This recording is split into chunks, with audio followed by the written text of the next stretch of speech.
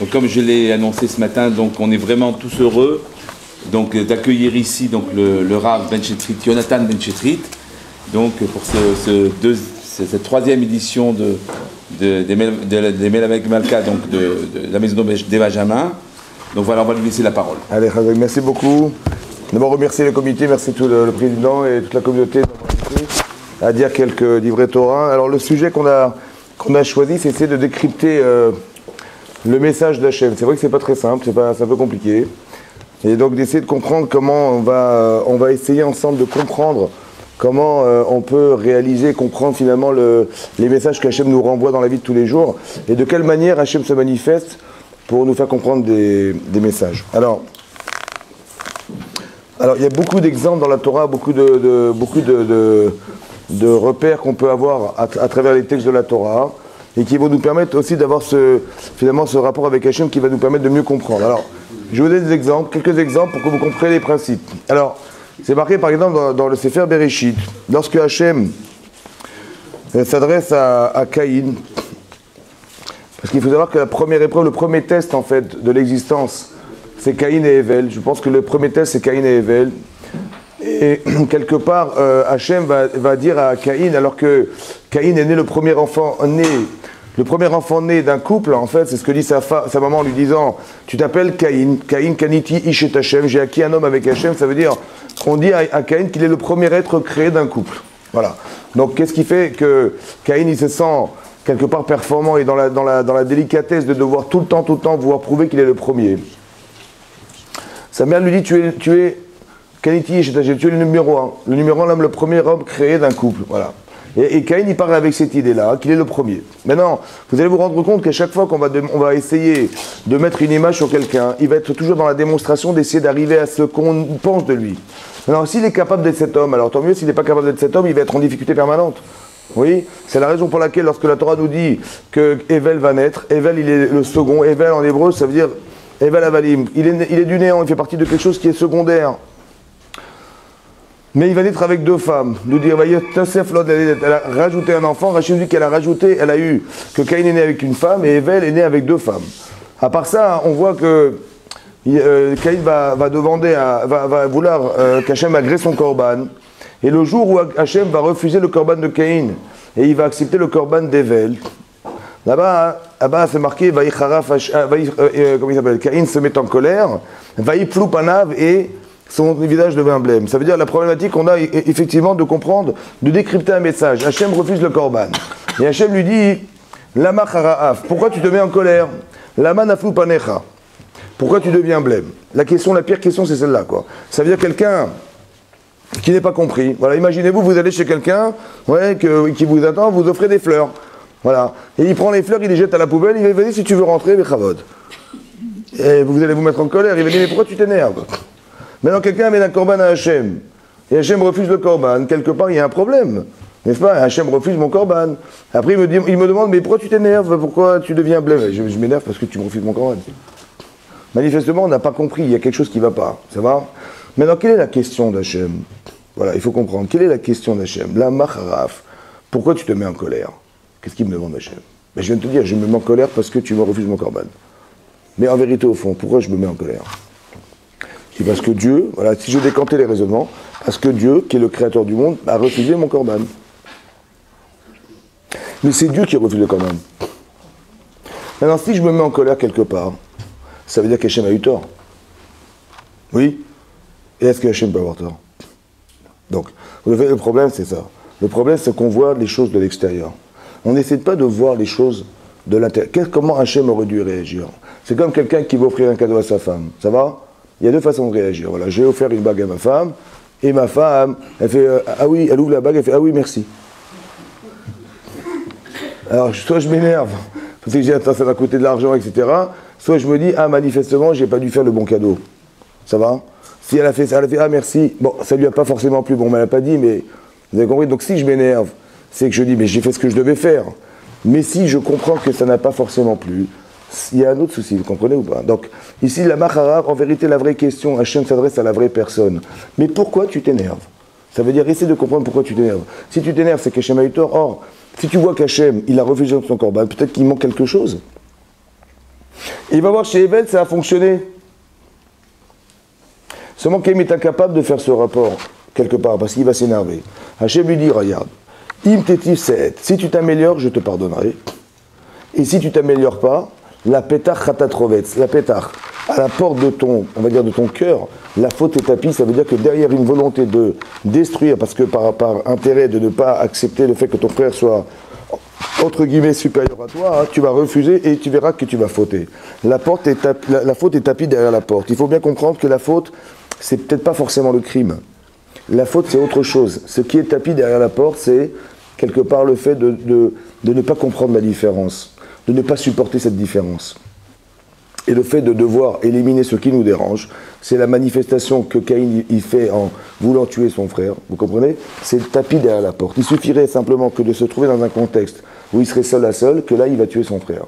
Il dit fais attention, si tu t'améliores tant mieux, sinon tu vas fauter, tu vas tomber derrière la faute. Mais non, le crime de Caïn en fait n'est que la conséquence d'une haine, d'une incompréhension, d'une différence. Ça va? Maintenant, c'est manifesté par une souffrance. Cette souffrance, elle doit s'arrêter quelque part, alors il va tuer son frère pour arrêter de souffrir. Mais encore une fois, est-ce qu'on est obligé de tuer les autres pour ne pas souffrir? Est-ce que l'autre n'a pas de raison d'être parce que moi j'ai un problème? Vous avez compris? Tout ça, ce sont des questions. Et les questions, en vérité, c'est ça le test, en fait. C'est de savoir est-ce qu'on est capable de comprendre ce qui nous arrive. Est-ce qu'Hachem a voulu, en fait, me faire souffrir ou il a voulu, quelque part, m'amener à comprendre une carence? Voilà. Hachem dit, si tu t'améliores, je te pardonnerai. Qu'est-ce qu'il faut faire? Il ne lui dit pas quoi faire. Qu'est-ce qu'il faut faire?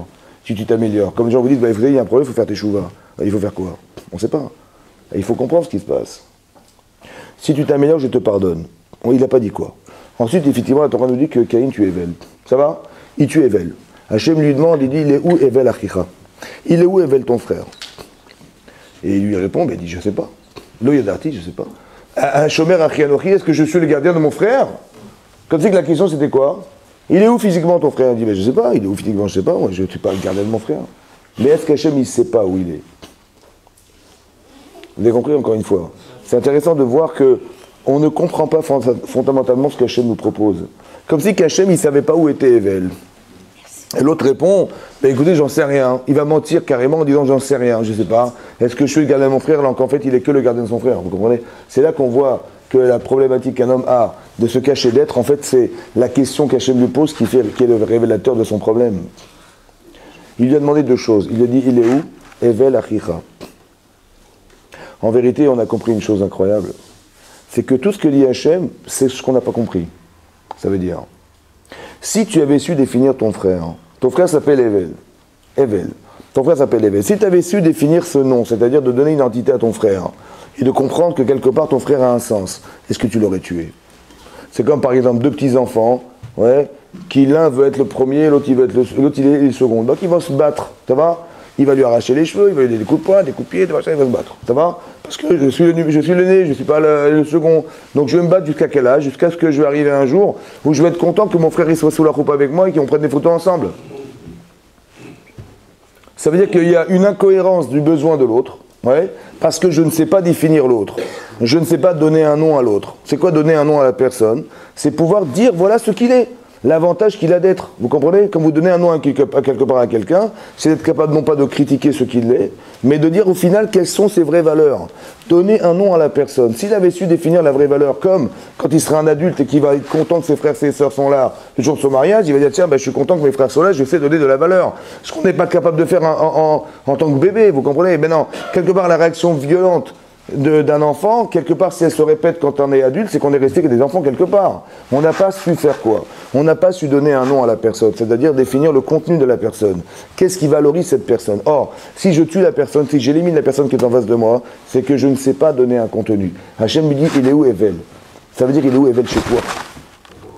Si tu l'élimines, c'est que tu ne sais pas donner un sens à ton frère, à ce nom-là. Quel contenu tu devrais mettre dedans? Ok, ça tu ne sais pas faire. Il est ton frère. Ça veut dire qu'il y a une partie de fraternité qui existe entre vous, qui normalement aurait dû t'empêcher de le tuer. Or, cette fraternité n'existe pas puisque tu le tues. Ça veut dire que ces deux notions sont très importantes. Un, de pouvoir définir ce que dit Hachem. C'est un, si tu avais su définir ton frère en lui donnant un nom. Et deux, si tu avais développé ce sens de fraternité, je pense que tu ne l'aurais pas tué. C'est ça, si tu t'améliores, je te pardonnerai. Ça veut dire que ce qui nous arrive en vérité, les tests de la vie, ce sont quoi? Ce sont la capacité qu'on a de comprendre des messages. Ça veut dire que lorsque la Torah nous dit c'est interdit de faire, la Torah ne nous prive pas de faire. La Torah nous dit simplement que les choses interdites n'ont pas d'avenir. Si tu es dans la haine de ton frère, si tu es dans l'incapacité à gérer tes relations avec lui, si tu es c'est pas lui qui a un problème, c'est toi qui as un problème. Ça va? Et donc de savoir gérer ce genre de choses, c'est d'arriver à comprendre que, au final, Hachem n'essaie pas de savoir, mais de nous faire savoir. Vous comprenez? Vous allez vous rendre compte dans toute l'histoire de la Torah que tout ce que Hachem fait au final, c'est pas de savoir, mais de faire savoir à l'homme. Quelques exemples, je vous donne quelques exemples. Par exemple. Voilà, par exemple, Hachem va dire à Abraham, fais la Brit Mila. Ça va? Donc à l'âge de 100 ans, il va faire une Brit Mila. Ça va? Ok. Maintenant, il arrive alors que c'est le 3e jour, il est absolument désirant de recevoir du monde et de faire l'hospitalité, de dire la Torah, il était devant sa tente, devant la porte de sa tente. Ok? Maintenant, Hachem, voyant que Abraham, il voulait absolument recevoir des gens, il fait sortir une chaleur torride. Une chaleur époustouflante. Ça veut dire que Yatsas Khamamid Artika, il est sorti comme si on avait retiré la couche d'ozone, qui va filtrer 45% du soleil, la chaleur. Et là, et pour éviter que quoi, Rachid nous explique, pour éviter que les gens sortent de chez eux et qu'Abraham soit dérangé par le fait de devoir recevoir des gens, il était souffrant. Voilà ce que dit Rachid, voilà ce que dit la Torah. Maintenant, moi je me mets à la place de Abraham Avinu. Voilà, je viens de faire la Brit Mila, je suis le 3e jour, le jour le plus douloureux, et quand bien même j'ai envie de recevoir des gens, et qu'est-ce qui se passe? Je sors dehors, il fait une chaleur torride exceptionnelle, et il n'y a personne dans la rue. Comment vous traduisez ça, vous? J'ai très envie, et je me force, etc. Et Hachem, il fait, c'est Hachem, puisque l'exception c'est Hachem. Il fait exceptionnel. Non, la météo, il devait faire 25 degrés, il fait 45, il fait 70 degrés. Exceptionnel. C'est Hachem qui a fait l'exceptionnel, on est d'accord? Mais comment vous le ressentez, vous? Ben, je pense que Hachem, il n'est pas content de moi, ou je sais pas, moi, Hachem, il m'aime pas, et voilà, je vais faire des mitzvot, je m'engage dans quelque chose qui est énorme, et voilà, dans la rue, il n'y a personne. Voilà, le désert dans la rue, il n'y a personne. Personne n'a envie de sortir? Bah oui, personne ne veut sortir, il fait tellement chaud. Bon, Rachid nous dit après, mais comme Hachem a vu qu'Abraham, il voulait absolument recevoir des gens, il était en peine de ne pas recevoir, alors il va lui envoyer des anges. Ça va? Alors il va recevoir des anges. C'est ça que vous auriez fait, vous? Hein? Non. Moi, j'aurais fait autrement. J'aurais dit, voilà, si j'envoie la chaleur, parce qu'il fait trop chaud, c'est vrai, il fait trop chaud, parce qu'il fait tellement chaud que les gens ne sortent pas de chez eux, il fait tellement chaud. Qu'est-ce que vous auriez fait? Ben, moi, j'aurais fait que si la chaleur empêche les gens de sortir, si effectivement Abraham il veut recevoir des gens, ben, simplement il fallait retirer la chaleur et les gens seraient sortis. Ouais. Est-ce que vous auriez gardé la chaleur, vous? Ben non. C'était logique ou pas? Non. Mais dans ça, c'est ce que Hachem a fait. Mais est-ce qu'on a compris quelque chose? Non. Parce que c'est pas ce qu'on aurait fait. C'est marrant parce que la Torah nous dit ce qu'Hachem a pensé. Mais nous, on ne sait pas ce qu'il pense. Donc on est à l'extérieur. Donc il faut maintenant comprendre, à travers ce que la Torah nous dit, comment il faut réfléchir les choses. Alors je vous explique.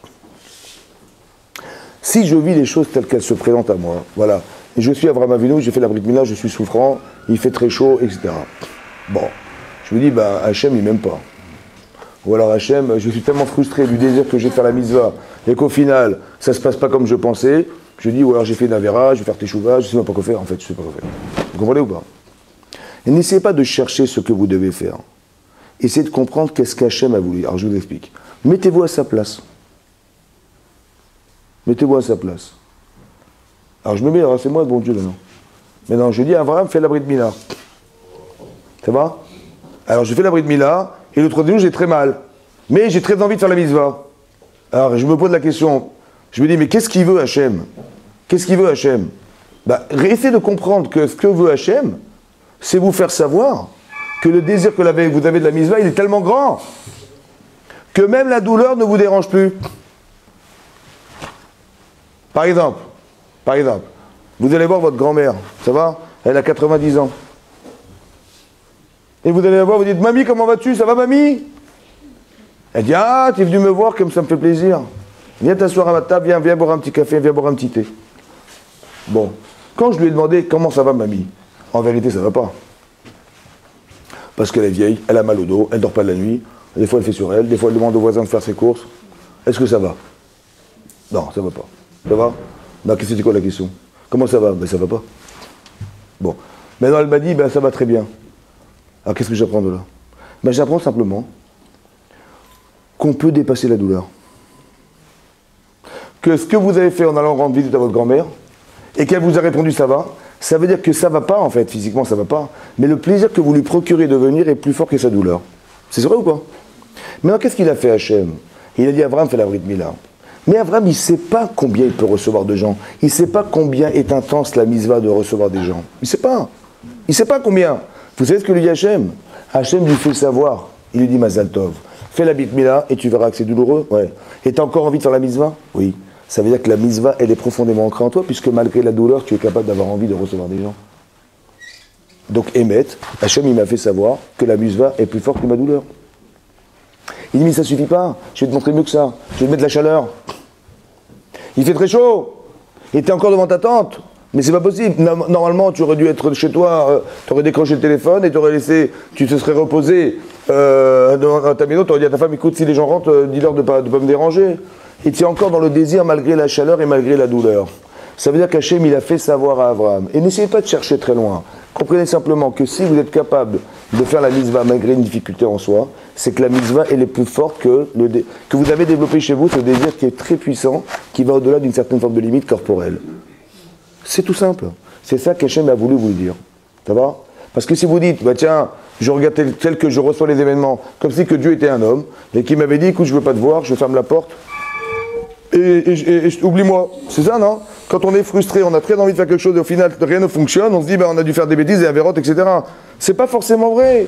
C'est simplement de nous expliquer que si ça ne fonctionne pas, c'est parce que Hachem, il avait voulu m'expliquer quelque chose. Que ne traduisez pas ça comme une frustration, parce que c'est vrai qu'humainement, c'est une frustration. Quand on nous empêche de faire des choses et qu'on nous nargue, ça nous fait mal au ventre, ça va? Ou mal au cœur. Mais là, c'est pas ça qu'Hachem voulait faire. Il voulait simplement nous montrer, il voulait nous faire savoir, en nous disant Mazal Tov, tu vois ce que tu as développé a un sens. Jusqu'où? Ben jusque-là. Jusqu'à la douleur de la Brit Mila et jusqu'à la difficulté de supporter la chaleur. C'est tout. Mais alors, qu'est-ce qu'on a gagné? On a gagné énormément, en fait. De cette épreuve, qu'est-ce qu'a dit Abraham? Abraham, il a gagné quoi? Que grâce à ça, on a eu, dans le désert de la mort. La Gemara explique dans le même elle dit Bisrout Shloshat Varim, parce qu'Abraham, il a nourri des anges, n'est-ce pas? Après, c'est bizarre qu'il a envoyé des anges. Pourquoi Hachem a envoyé des anges? Il aurait dû envoyer des hommes, des gens qui sont capables de supporter la chaleur. Pourquoi il a forcément envoyé des anges? Parce que ce que fait Abraham, en vérité, c'est pas humain. On est capable, par une volonté très forte, d'exercer quelque chose qui est une mitzvah, qu'on est capable de se dépasser. En fait, Hachem, il propose à Abraham, parce qu'il sait que l'intensité de la mitzvah est présente, l'épreuve, en vérité, permet à l'homme de dégager des pouvoirs. Quand on est éprouvé, c'est pas pour nous tester, savoir si on est capable, pas capable, c'est micher si on est capable. Simplement de permettre de développer une conscience d'un pouvoir. Quand vous êtes en difficulté, oui, mais vous avez des principes très forts en vous, et que vous n'avez pas suffisamment exprimé, parce que vous ne connaissez pas la limite de ce que vous êtes, Hachem envoie des épreuves, pour quoi faire? Pour libérer cette conscience. Que la vie n'est là que pour libérer une conscience. Et cette conscience, en vérité, c'est quoi? C'est de se rendre compte au final qu'on est capable de recevoir des gens malgré tout. Ça va? Par exemple, dans le cas d'Abraham, Abraham, il a développé son chesed. Le désir très profond qu'il a développé est au-delà de la souffrance corporelle, au-delà de la chaleur. Mais c'est surhumain ce que fait Abraham. Est-ce que vous comprenez? Qu'on peut dépasser l'humain parce que, quelque part, la volonté de la mitzvah est énorme. Maintenant, ça, dit la Gemara dans le Metzia, Bisrout Shlosha, il a donné à manger à des anges. Il a donné à boire à des anges et il les a mis à l'ombre d'un arbre pour les rafraîchir de la chaleur. Vaishanu tachataetz vayochelu. Ils se sont appuyés contre un arbre et ils ont mangé à l'ombre d'un arbre. Dit la Gemara, Bisrout Shlosha, par le mérite des trois choses qu'a fait Abraham, Zachou et Shlosha, on a été méritant de trois choses dans le désert.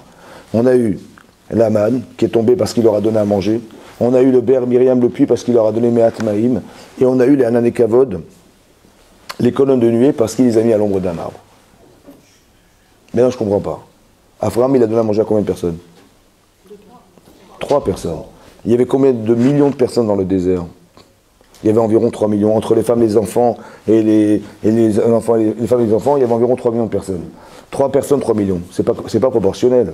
À part le fait qu'on sache que Hachem, il nous juge Mida Keneged Mida. Donc, mesure pour mesure, je sais compter 3 égale 3 et pas 3 égale 3 millions.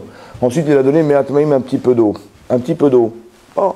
Mais combien il faut d'eau, à votre avis, pour donner à boire à des hommes, des femmes, des enfants et des animaux dans le désert pendant 40 ans? Est-ce que Mehat Maïm, ça suffira? Je pense pas. Ok? Après ça, il faut boire, se nourrir, il faut aussi se doucher. Bon, comment ils ont pu faire avec si peu d'eau? Je comprends pas.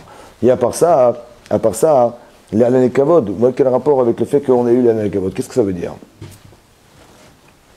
À part ça, d'où Chachamim ont su, les sages de la Torah ont su, que l'acte d'Abraham a forcément un rapport avec le désert. Peut-être qu'Abraham, il a un jour fabriqué une auberge. Vous savez, Échelle Abraham, il a fabriqué une auberge pour permettre à des gens qui étaient nécessiteux de pouvoir manger, boire et dormir. C'est vrai? Eh bien, Bisrout, l'échelle Abraham, Bisrout, cette auberge, ben, on a pu manger, boire dans le désert. Alors, de là, j'ai appris quelque chose. Je me suis dit comme ça. C'est pas normal ce qu'Hachem a fait en vérité, parce qu'il n'aurait jamais dû laisser la chaleur. Moi, il était déjà vieux. Il était déjà endolori par la douleur. Et en plus, on lui rajoute la chaleur, c'était cruel. Pourquoi Hachem il a fait une chose pareille? Alors on pourrait se rebeller contre Hachem en disant mais c'est pas normal ce qu'il a fait. C'est vrai ou pas? Ça c'est si je regarde de l'extérieur. Mais si je regarde de l'intérieur en me positionnant, en ayant la Emunat Hachem, la Emunat c'est pas la croyance Tam, la croyance d'Hachem. C'est que je fais exister Hachem dans ma vie. Hachem il m'a fait quelque chose. J'essaie de comprendre ce qu'il a essayé de me faire. Maintenant écoutez bien, si vous étiez à la place d'Hachem et vous avez mis autant de chaleur, qu'est-ce que vous avez dit? Pourquoi vous avez gardé la chaleur? Il aurait fallu retirer la chaleur et laisser sortir les gens. Pourquoi malgré tout Hachem il garde la chaleur? C'est cruel. Qu'est-ce que ça veut dire? Vu de l'extérieur, ça paraît cruel. En vérité, peut-être que ça veut dire ça, écoutez bien. La question posée, c'est la réponse. Hachem, en vérité, a voulu laisser vivre des gens dans le désert. Il fallait qu'on sorte d'Égypte un jour. Nous, on ne connaît pas l'histoire, mais l'histoire, elle est révélée par la Torah. Il a failli un jour, on est sorti un jour d'Égypte. Et on est resté finalement 40 ans dans le désert. On ne pourra jamais vivre dans le désert. Impossible. Qu'est-ce que fait Hachem? Vous savez ce que fait Hachem? Il va recréer le désert chez Abraham. La chaleur conservée, c'est la chaleur organisée dans le désert d'Abraham. Il fallait que vivent des gens de façon évidente dans le désert. Ça va? Alors on va recréer le désert chez Abraham. On va garder la chaleur. Est-ce que dans le désert d'Abraham, dans cette chaleur, il va être capable de faire un acte de chesed au-delà d'une dimension humaine? Oui. Alors bisrout shlosha zachou shosha, ça veut dire que maintenant on va faire vivre de façon surhumaine des gens, parce que la manne qui tombe du ciel, c'est une chose impossible. L'eau qui va les suivre, c'est une chose impossible. Vous savez, l'ordre du miracle, quelque part, ça veut dire qu'il est organisé par un homme qui s'appelle Abraham. Donc à quoi a servi le test? Il a permis de faire survivre dans le désert des gens qui n'auraient jamais dû vivre. On a pu recevoir la Torah parce qu'Abraham un jour a donné à manger dans le désert, dans son désert. D'ailleurs, c'est Hachem qui l'a organisé. Est-ce que c'était les Tova ou pas? Vu de l'extérieur, ça paraît incroyable, parce qu'Abraham est souffrant, il est vieux, il se reçoit une chaleur incroyable, mais en vérité, Hachem, il exploite cette difficulté pour le faire. Parce qu'Abraham, il est capable de faire du chesed dans cette limite. Alors Hachem va exploiter la situation d'Abraham pour permettre au clan Israël de vivre dans le désert. Maintenant qu'on le sait, est-ce qu'on peut refuser une épreuve? Est-ce que l'épreuve, elle est là pour savoir ou nous faire savoir? En vérité, on voulait simplement nous faire savoir qu'on était capable d'arriver à ça. Arriver à ce que la volonté de faire les mitzvot, elle pouvait dépasser une situation physique qui permettra un jour peut-être de créer quelque chose dans l'histoire. En vérité, on se rend compte de cet exemple-là, que l'histoire du monde, elle va se décider au présent. L'histoire du monde plus tard, dans 1000 ans plus tard, on va descendre le désert, mais cette histoire va exister au présent. Est-ce qu'Abraham est capable, entre guillemets, d'exister dans une forme qui est une forme extraordinairement surhumaine, parce que la volonté de la mitzvah, elle est très puissante. Allez demander à Abraham, est-ce qu'il est capable de faire une chose avant l'épreuve? Il va vous dire, je ne sais pas. Je ne sais pas. Maintenant, Hachem dit, fais la Brit Mila. Tu vas savoir, voilà, c'est douloureux, mais tu as envie de faire la mitzvah? Oui, j'ai envie de recevoir des gens. Tu le sais dorénavant. Et après, je vais te rajouter de la chaleur. Tu sais aussi que tu es capable, malgré la chaleur et la douleur, de recevoir des gens, de faire l'hospitalité. Tu le sais. L'intérêt qu'Hachem il a de mettre une épreuve à quelqu'un, c'est pas de tester la personne, de savoir est-ce qu'il est capable ou pas, puisqu'Hachem, il sait depuis la création du monde jusqu'à la fin des temps ce qu'on va faire. Donc il n'est pas dans la connaissance de l'homme, il est dans la faculté à faire savoir à l'homme. Hachem n'a que d'intérêt profond que de faire savoir à l'homme qu'il est oui capable d'être ou pas être. Ça va? Parce que je vais vous expliquer une chose claire. 1, personne n'a décidé de vivre. 2, tout ce que vous êtes, vous ne l'avez pas choisi. Ni vous avez choisi vos parents, ni l'endroit où vous êtes né, ni votre corps, ni votre taille, ni votre couleur de peau, ni vos yeux, ni rien du tout. Ça va? Votre intelligence, on vous l'a donné. Votre capacité à penser, à réfléchir, etc. aussi pareil, à vous mouvoir, on vous l'a donné. Ça va? On vous a tout donné. Tout ce qui vous entoure a été créé par Hachem, donc qu'est-ce qu'on est finalement? Qu'est-ce qu'on est? Puisque ce que je suis, au final, c'est tout. Vous dites, j'ai fait la mitzvah. Bien sûr, Dieu t'a donné la vue, t'a donné l'intelligence pour te comprendre, te mouvoir, etc. Donc c'était évident que tu allais faire. Et tous les paramètres qui sont autour de toi, c'est Hachem qui les a créés aussi. Alors qu'est-ce qu'on est finalement? Qu'est-ce qu'on est? Tout ce que tu vois, c'est Hachem. Tout ce que tu ressens, c'est Hachem. Tout ce que tu es capable de faire, c'est Hachem qui l'a créé, qui t'a donné ce pouvoir. Et tout ce qui est autour de toi sont les paramètres qu'il a créés aussi pour toi. Alors qu'est-ce qu'on est là-dedans? Dites-moi ce qu'on est. Hein? On est quoi? Le reflet de quoi? On est quoi finalement? Puisque tout ce qu'on fait nous a été donné. Vous réfléchissez, votre cerveau, on vous l'a donné. Vous voyez, on vous l'a donné. Vous arrivez à parler, on vous l'a donné. Vous arrivez à vous mouvoir, on vous l'a donné. Vous arrivez, je Tu vois, tout ce qu'il y a, cette synagogue-là, il y a du béton, il y a du machin, tout ça, ça a été créé par Hachem. Donc tout ce qu'on a transformé, c'est de la transformation. Qu'est-ce qu'on est au final? Hein? On est quoi? On est quoi? Hein? Vous savez ce qu'on est?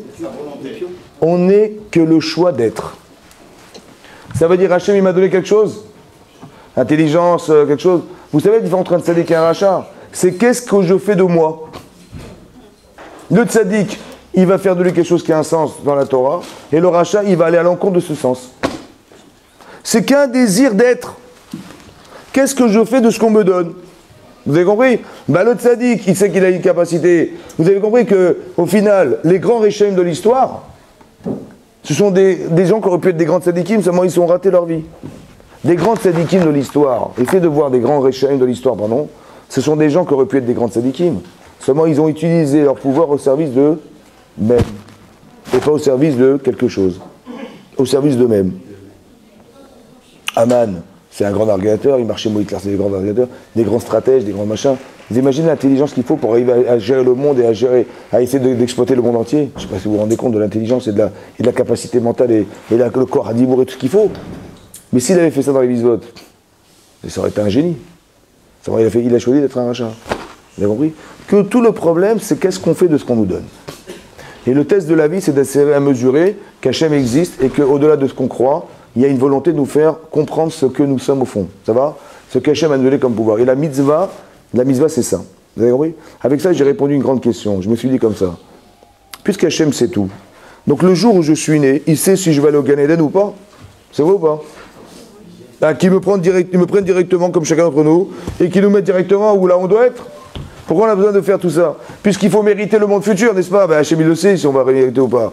Et s'il le sait, qu'il me prenne directement à ma naissance et qu'il m'envoie directement au Gan Eden ou le contraire. Je ne sais pas. Ça va? Pourquoi on a besoin de passer tout ce temps-là sur la terre? Alors en vérité, c'est faux. On ne mérite pas le Gan Eden. On est le Gan Eden. Vous avez besoin de construire le Gan Eden. Parce que je vous explique. Vous avez un corps et vous avez une neshama. Vous savez où se trouve l'infini? Il n'est pas plus loin que vous. Votre neshama est infini. En vérité, ce qu'on voudrait, c'est que vous arriviez à atteindre quelque chose qui est spirituel. Et cette spiritualité est en vous, elle est infinie en vous. Donc quand vous faites un acte qui est les Shem Shamaim, sans intérêt personnel, c'est sans la partie corporelle qui m'empêche d'être. Donc quand je fais un acte qui rejoint ce que je suis, j'atteins le monde futur qui est moi. Donc en vérité, c'est pas de dire, tiens, on va cumuler tous vos mitzvot et toute la verrotte, on va faire un sur la balance et on verra ce que vous avez fait. On vous dira, tiens, Hazak ou Baruch, Mazal Tov, tu as gagné le premier prix, tu vas gagner Gan Eden. On ne mérite pas le Gan Eden. On est ou on n'est pas dans le Gan Eden. Vous avez compris? Donc il faut attendre que la personne réussisse à être pour l'envoyer là-bas. On n'est pas, tiens, il a gagné le premier prix, tiens, on va l'envoyer quelque part. On ne mérite pas le Gan Eden. On est dans le Gan Eden. Quand vous faites des mitzvot, c'est pas qu'il y a un sac là-haut et on remplit des sacs de mitzvot et d'avérotes. Je vous rappelle que, d'accord, ce que vous faites vous construit. Quand vous vivez quelque chose, ça vous construit pour l'éternité. Un exemple très simple. Avraham Avinu va faire la Kedat Yitzhak. Ça va? Il va monter faire la Kedat Yitzhak, le sacrifice d'Yitzhak. Bon. On lui demande de faire une chose qui est complètement incohérente, inhumaine. Ça veut dire de prendre son fils et de le sacrifier. Bon, je ne sais pas, essayez de comprendre que c'est un homme et une femme, Avraham et Sarah, ont rêvé d'avoir des enfants, ils ont rêvé de créer le clan d'Israël. Ça va? Maintenant, sa femme, Avraham, la femme d'Avraham, qui est Sarah, est stérile, et lui, il prie toute la journée, Bon.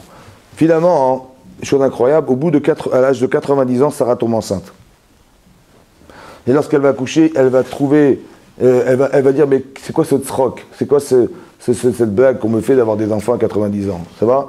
Elle veut et elle désire, mais en fait elle est dépassée par ce qui se passe, elle est en décalage par rapport à cette volonté qu'elle avait d'avoir des enfants. Tellement c'est incroyable. Donc elle va avoir un enfant qu'elle a espéré toute sa vie, qu'elle a finalement eu, parce qu'après toute la force de la tefila, vous imaginez ce que ça veut dire, avec le sacrifice personnel qu'elle a dû avoir pour essayer d'avoir des enfants par l'intermédiaire de sa meilleure élève qui était sa servante Agar. Vous imaginez le sacrifice qu'elle fait, c'est pas féminin d'arriver. Est-ce qu'une femme, elle va dire, on n'a pas d'enfant, je vais amener ma meilleure élève pour que mon mari, on ait des enfants avec elle. Ça n'existe pas, ça. Elle a été capable de faire abstraction de son moi de femme pour arriver à créer quelque chose qui s'appelle le clan d'Israël. C'est énorme, on ne se rend pas compte. Et bien cet enfant qui est le produit de tout cet avoda, au bout de 37 ans, on lui dit, prends-le et va le tuer. Tu vois? Kartnet bidra tiritra sherafta Yitzhak. Prends ton fils que tu aimes, ton seul enfant, Yitzhak. Mais non, le fils que tu aimes, déjà, c'est inhumain de lui demander de tuer un enfant qu'il aime. Après ça, il dit Yichitra, il a rajouté Yechitra Hashem unique, ça veut dire qu'il n'y en aura pas d'autre. Ça veut dire que tout ce que je t'ai dit un jour, que lève les yeux au ciel, regarde les étoiles, le sable, etc., de la mer, il sera nombreux, comme ta descendance, ça paraît une incohérence. Parce que d'un côté, tu m'as dit Yechitra, ton unique enfant. Donc les choses se contredisent. Voilà, je vous mets dans un contexte pour vous expliquer les preuves d'Abraham. À part ça, il dit, voilà ton unique enfant que tu aimes, prends-le et tue-le, Yitzhak, et c'est Yitzhak. Ça va, l'enfant qui est censé être l'enfant qui va être la génération d'Abraham. Mais Abraham, quand il perd cet enfant, il faut bien comprendre qu'il perd tout. Il perd son passé, son présent, son futur. Son passé, parce qu'il a dit aux gens, arrêtez de faire des sacrifices d'enfants. Son présent, donc tous les gens qu'il a fait, les tchouva, ils vont disparaître. Son présent, c'est son enfant, et on devient par nos enfants. Et son futur, après la mort d'Abraham, ça sera Yitzhak et puis Yitzhak. Donc Abraham, il perd tout. Donc il a un énorme Yitzhara de refuser. Ça va? Comment il accepte? Et comment il peut partir des Simcha? Vayashkem Avram Baboker. Il s'est levé tôt le matin. Si demain on devait annoncer à quelqu'un qui devait tuer son fils le matin, la veille, est-ce qu'il va réussir à dormir? Non. Pourtant c'est marqué, il s'est levé tôt le matin, donc il a trouvé le sommeil. Un. Deuxièmement, il s'est levé tôt. Il était pressé d'y aller. Ça va? Pressé d'y aller. Comment c'est possible? Quel Simcha on va trouver là-dedans? Il soit obligé d'y aller. Bon, il va attendre l'après-midi. Hein. Mais qu'il aille le matin tôt, ça veut dire qu'il était empressé, ça veut dire qu'il avait compris quelque chose qu'on n'a rien compris. Quel est le test? On n'a pas compris ce qu'on lui veut. Ça va? Ok. Alors je vais vous dire un principe très simple. Plus il y a du Yetzirah, plus on veut nous empêcher de devenir. Comme vous voyez que dans la vie il n'y a pas de Yetzirah, c'est qu'il n'y a pas grand-chose à gagner. L'inverse de ce qu'on croit. Et plus il y a du Yetzirah, plus on voudrait nous empêcher, ou bien nous faire tomber dans un piège qui est pour nous destructeur au possible. Je vous explique. Quand vous êtes devant une banque, moi je ne sais pas ce que c'est qu'une banque, mais je vois un gardien avec un pistolet, je vois des caméras partout. Je dis, pourquoi on nous met des caméras partout? Manifestement, on voudrait nous empêcher de rentrer. Ça va? Mais il y a quelque chose à cacher ou pas? A priori, oui. Donc plus vous voyez de gardiens, et plus vous avez des caméras, et plus ça cache quelque chose d'énorme. Et plus les portes sont blindées, et plus ça cache quelque chose d'énorme. Merci. Vous avez compris? Pareil, si mon Yetzirah il est très très grand, c'est qu'on me cache quelque chose qui est énorme. Donc plutôt que d'avoir de la peine d'en avoir, peut-être qu'il vaudrait mieux avoir la simcha d'en avoir. Parce que quand je sais ce que ça veut dire, que je vais gagner quelque chose, je suis content que j'en ai, parce que ça veut dire que j'ai quelque chose à atteindre. À l'inverse de ce que nous savons, de ce que nous croyons. Oui? C'est pas évident qu'on réussisse. Comment? C'est pas évident qu'on réussisse. Attendez, déjà qu'on comprenne ça déjà. Ok. Parce que je vous explique, on part déjà battu déjà d'avance, en sachant qu'il y a du etc. On est foutu. Ça va? Alors que je sais qu'en vérité, c'est comme jouer à Kolomayar. Vous mettez un bandeau, et ouais, vous dites chaud, chaud, froid, froid, froid. Mais quand vous approchez du but, c'est très chaud. Donc, si le Yitzhara il est très faible, c'est que vous êtes loin de vous. Et s'il est très fort, c'est que vous êtes très proche de vous-même, mais que lui, il voudrait vous empêcher d'y arriver. Ça va? Donc, si vous arrivez à gagner d'être, vous avez gagné le Yitzhara, vous avez gagné énorme. Vous savez ce qu'on a gagné de la Kedat Yisrak? On a gagné Rosh Hashanah. C'est énorme. Pourquoi? C'est quoi la logique? Parce qu'il explique le Rav Dessler, il est comme ça. Avram Avinu, il a été capable de dire non à ce Yitzhara dans l'absolu. Mais non, nous on descend de qui? D'Abraham. Est-ce qu'on peut y arriver? On peut ou pas? On descend d'Abraham, on peut ou pas? Potentiellement, oui. Vous savez ce qui se passe? Si on a fauté, c'est qu'on n'est pas, on est dans l'accident d'être. Ça veut dire, en vérité, on peut y arriver. C'est une question de temps. Alors Hachem, il nous donne du temps, il nous donne Rosh Hashanah. Pas qu'il dit, bon, t'as réussi, tant mieux, t'as pas réussi, tant pis. Il dit, non, je te laisse du temps pour te corriger. D'où vient le temps? Parce qu'on a prouvé, Abraham a prouvé qu'il était capable de dire non à ce Yetzirah dans l'absolu. Vous avez compris? Donc comme il a réussi lui, alors que nous qui descendons de lui, alors on est capable d'y arriver, alors on nous laisse le temps d'y arriver, on nous permet de faire ça grâce à Rosh Hashanah. Ça va? Maintenant, qu'est-ce qu'il a dû comprendre, Abraham? Alors écoutez-moi bien. Et c'est comme ça qu'on doit juger les choses, je pense. Quand vous avez du Yetzirah dans votre vie, ouais, en vérité, vous savez qu'il a tort. Je vous explique. Hachem dit à Abraham, prends ton fils, Kartna et Bincha, prends ton fils, tue-le, l'enfant que tu aimes, etc., etc. Est-ce qu'humainement c'est possible? Non. Ben non. Si je dis, ben écoute, c'est plus fort que moi, je ne peux pas. Donc je dis à Hachem, je suis désolé, je ne peux pas. Mais si je dis non, un, ça veut dire que l'Yetzirah a raison. Deux, ça veut dire qu'Hachem il a tort.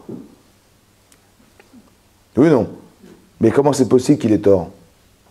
Par contre, si je dis, écoutez, comment il peut avoir raison, c'est d'expliquer. Il y a une autre logique que celle qui m'arrête dans ma réalité. La logique d'Hachem.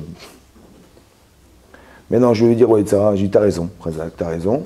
Seulement, si tu as raison, Hachem a tort. Donc je vais dire comme ça, je vais t'as raison jusqu'où?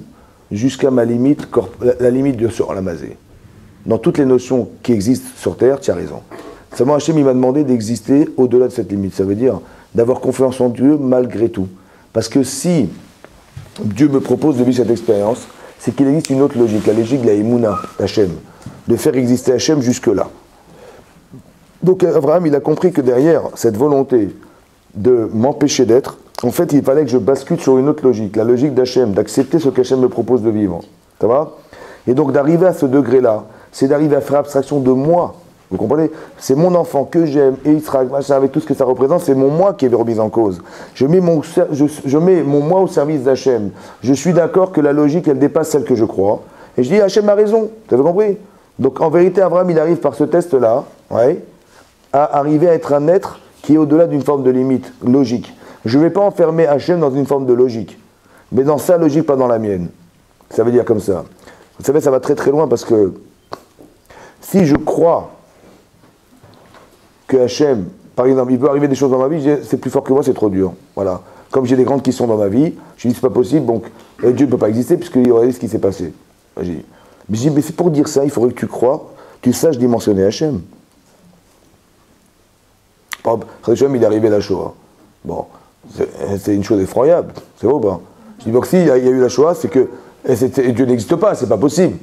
Mais pour dire ça, il faudrait dire que je sais dimensionner Hachem, et ça ne correspond pas à la dimension que je lui donne, donc il n'existe pas. Mais est-ce que tu sais, toi, dimensionner Hachem? Donc il y a forcément quelque chose qui te dépasse. Pourquoi tu n'acceptes pas de mettre ce que tu vois dans ce qui te dépasse? Maintenant, écoutez bien, ça voudrait dire quoi? Ça veut dire qu'il existe autre chose. On voudrait nous faire comprendre que Hachem est sans limite. C'est ça la non-limite. L'épreuve, elle est énorme, mais elle nous permet d'accéder à la non-limite des choses. La non-limite de ce que je pense. Parce qu'en vérité, ce que je dois croire est sans limite. Or, si je l'arrête à ce que je crois, et je la limite à ce que je crois. Mais Hachem, il est au-delà de cette limite. Par exemple, un exemple très simple. Abraham, il descend de la Kéda. Ça va? Qu'est-ce qu'il apprend? Que sa femme est morte. Pourquoi? Ben, quand elle a entendu une chose pareille, quand on a failli sacrifier son enfant, elle n'a pas supporté, elle est morte. Bon, c'est quoi la lecture? Ben, je dis, ben, ce que je vois là, c'est une catastrophe, quoi. Parce qu'Abraham, qu'est-ce qu'il va faire? Il dit, ben, si j'avais pas été, elle serait vivante. Donc il va se culpabiliser de savoir qu'il a fait une chose qui a entraîné la mort de sa femme. C'est vrai? Est-ce que c'est vrai?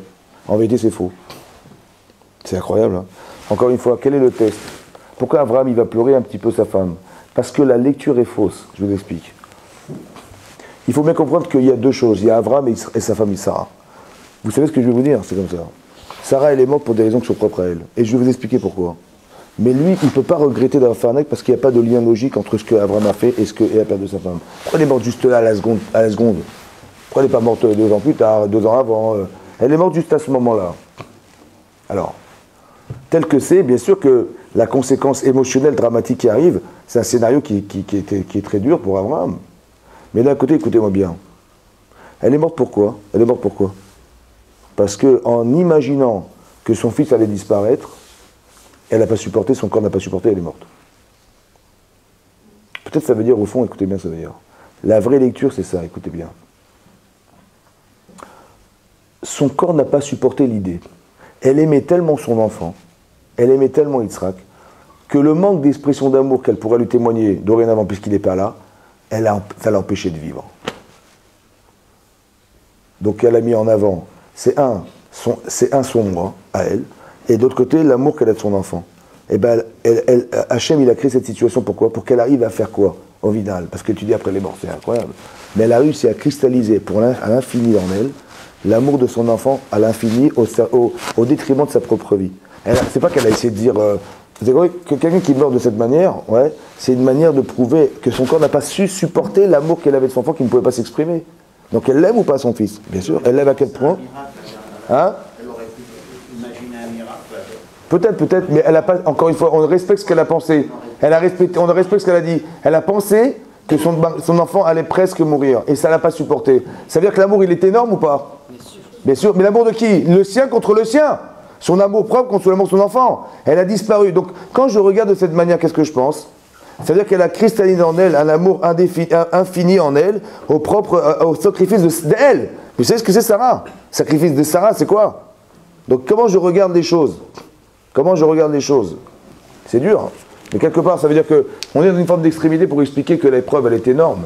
C'est pour ça qu'il ne faut pas regarder l'épreuve. N'essayez pas de comprendre l'épreuve. Essayez de comprendre les mécanismes de l'épreuve. Parce que c'est des gens qui sont énormes. On est en train de créer le clan Israël ici. Quelque chose qui est infini. C'est énorme. Vous comprenez? Donc c'est pour ça que les épreuves sont très très très grandes. N'essayez pas de comprendre ce qui s'est passé pour eux. Essayez de comprendre des mécanismes. Voilà. Moi, les mécanismes que je comprends, c'est d'expliquer que quelque part, il y a un retour vers soi, qu'Hachem, il m'envoie un message. Que si j'arrivais à voir ce qui est devenu cette femme, j'aurais dit, bah, pourquoi pas. Seulement, comme je le vois de façon tragique dans la réalité, dans la réalité, alors je peux le mal le comprendre.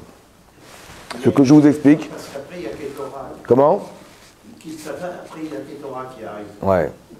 C'est une double épreuve encore. Oui, peut-être. En tout cas, je vous explique. Peut-être. Mais ce que je vous explique, c'est qu'on ne va pas remettre en cause ce qu'on a fait sous prétexte que...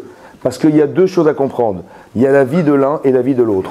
Ce qu'elle devient par cette épreuve, Sarah, c'est quelque chose qui concerne Sarah. Et ce que vit Abraham au détriment de ce qu'il a vécu avec elle, c'est une autre épreuve qui le concerne lui. Il y a deux choses à définir. La vie de Sarah et la vie d'Abraham. Maintenant, nous, on voudrait faire des liens pour faire regretter Abraham d'un acte qu'il a fait. Il n'y a pas de lien, en fait. On n'a pas eu le bonheur de voir son fils vivant. Encore une fois, écoutez-moi bien. J'ai compris. Écoutez, par exemple, regardez. Alors, je vous pose des questions. Ok. Mais je pose des questions. On est dans l'extrême. C'est vrai que l'exemple est dans l'extrême, mais je vous explique. Hein. Si quelqu'un, on lui dit, voilà, c'est où tu fais Avodah Zara, là tu fais idolâtrie, ou je te tue. Un gars, il me dit, où tu fais Avodah Zara, idolâtrie, ou je te tue. Qu'est-ce qu'on fait? On doit mourir. Mais quel mourir quoi? Mais on va pas mourir pour des idées quand même. Bon. Mais c'est quoi l'idée? C'est de dire, j'ai été capable de me sacrifier au service de quelque chose qui est énorme. Mais non, regardez cet exemple en tête pour dire, mais en final, Hachem, j'ai perdu, alors j'ai perdu. Non, parce que quand je vous dis encore une fois, mais ça c'est très abstrait, mais c'est comme ça. Quand vous mettez en phase votre vie qui va durer 120 ans maximum et l'éternité, vous faites le choix de quoi, vous? Vous avez un côté, j'ai 120 ans de vie, et là j'ai l'éternité. Que lorsque un homme, il a été capable de sacrifier sa vie au service de quelque chose, il est dans l'éternité, il n'est pas dans ça. Maintenant, comme il y a une cohérence entre l'éternité, qui est évidente, et ma réalité de vie, faire le choix, entre guillemets, de faire le choix de ma vie contre ma réalité éternelle, c'est ça qui est difficile. Mais quelque part, vous comprenez que cette personne, pour ses idéaux, elle a été capable de vivre dans l'éternité de ce qu'elle croit, au détriment de sa vie, dans l'extrême limite de ce que ça veut dire. Mais non. Monsieur le rabbin, j'ai une question à vous poser. Sur ce sujet de Israël. Quand Abraham a pris le petit, il est parti avec. Oui. Et à la fin, c'est à cause de Shrout de Sarah Minou qu'elle a prié pour que son fils, Dieu lui envoie les anges pour qu'il arrête. D'accord. Oui, c'est possible, c'est possible. Et moi, j'ai expliqué autre chose. J'ai expliqué le sens de l'épreuve. Comment ça se traduit. À part ça, regardez. Je vais vous dire d'autres exemples pour vous expliquer. Voilà. Par exemple, dans la paracha de cette semaine. La paracha qu'on a lue. Jacob, il va absolument épouser Rachel. Rachel Bitra Aktana. Il veut épouser Rachel. Il va voir son beau-père. Il dit, ouais, je vais travailler 7 ans pour elle. Je vais épouser Rachel Bitra Tafi Aktana la cadette. Donc c'est clair qu'il voulait Rachel et pas Léa. Ça va. À part ça, il a dit Bitra Tafi, pas une Rachel que tu vas me sortir, je sais pas d'où. Tu me dis, bah, tu m'as dit Rachel, je t'ai mis Rachel du chouk, ouais, du marché. Non. Tu veux ta fille. Et à part ça, l'Aktana, parce que si tu inverses les prénoms, au cas où tu irais à la mairie, tu vas me changer Rachel et Rachel. Non, je veux absolument Rachel. Ça va? L'Aktana la cadette. Donc il voulait Rachel. Au bout de 7 ans, ce qui est énorme. Énorme. Pourquoi il a attendu 7 ans, à votre avis? Je sais pas, quelqu'un qui aime une femme, il était amoureux d'elle, il voulait l'épouser, on n'attend pas 7 ans pour épouser quelqu'un. Ça va? Et ce qui est bizarre, c'est que c'est marqué dans le texte, Veya Avod Yaakov et Rachel Sheva Shanim.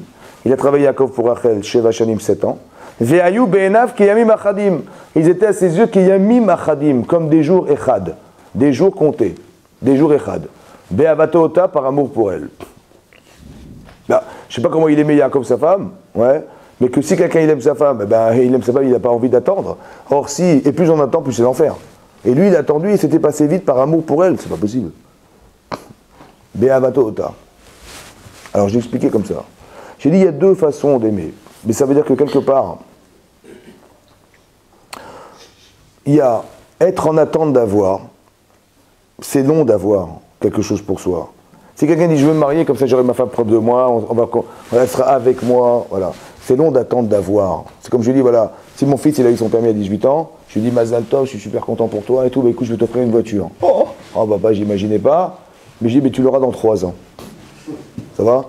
Alors, être en attente d'avoir 3 ans, alors que le permis ne sert à rien, il ne va rien faire avec, mais dans 3 ans, il aura son petit cadeau, sa voiture.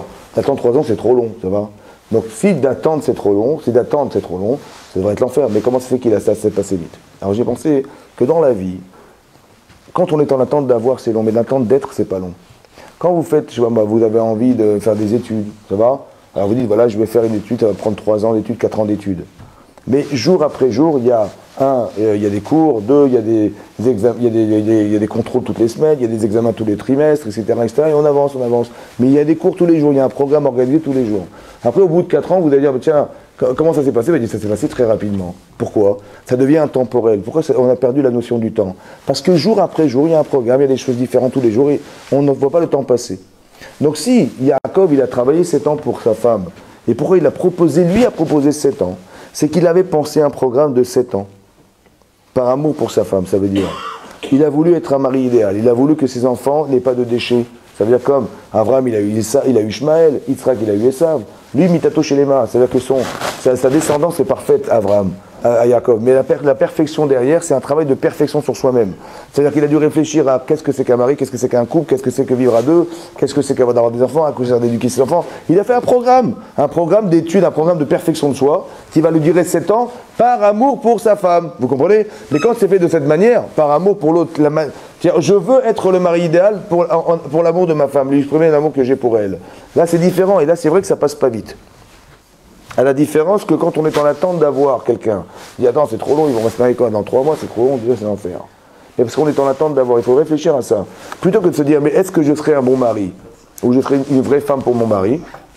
J'ai peur de ne pas l'être. Alors je dis, peut-être c'est trop tôt, je ne sais pas. Vous avez compris, on n'est pas dans l'inquiétude d'être, mais on est dans le désir d'avoir. Faire attention de ne pas se tromper. Maintenant, Yaakov, il va travailler, donc il va travailler 7 ans pour elle. Qu'est-ce que fait Rachel lorsqu'elle voit que son père, il va mettre Léa sous la choupa? Qu'est-ce qu'elle va faire? Elle a vu son père prendre Léa sous la choupa. Oui? Qu'est-ce qu'elle a fait, elle?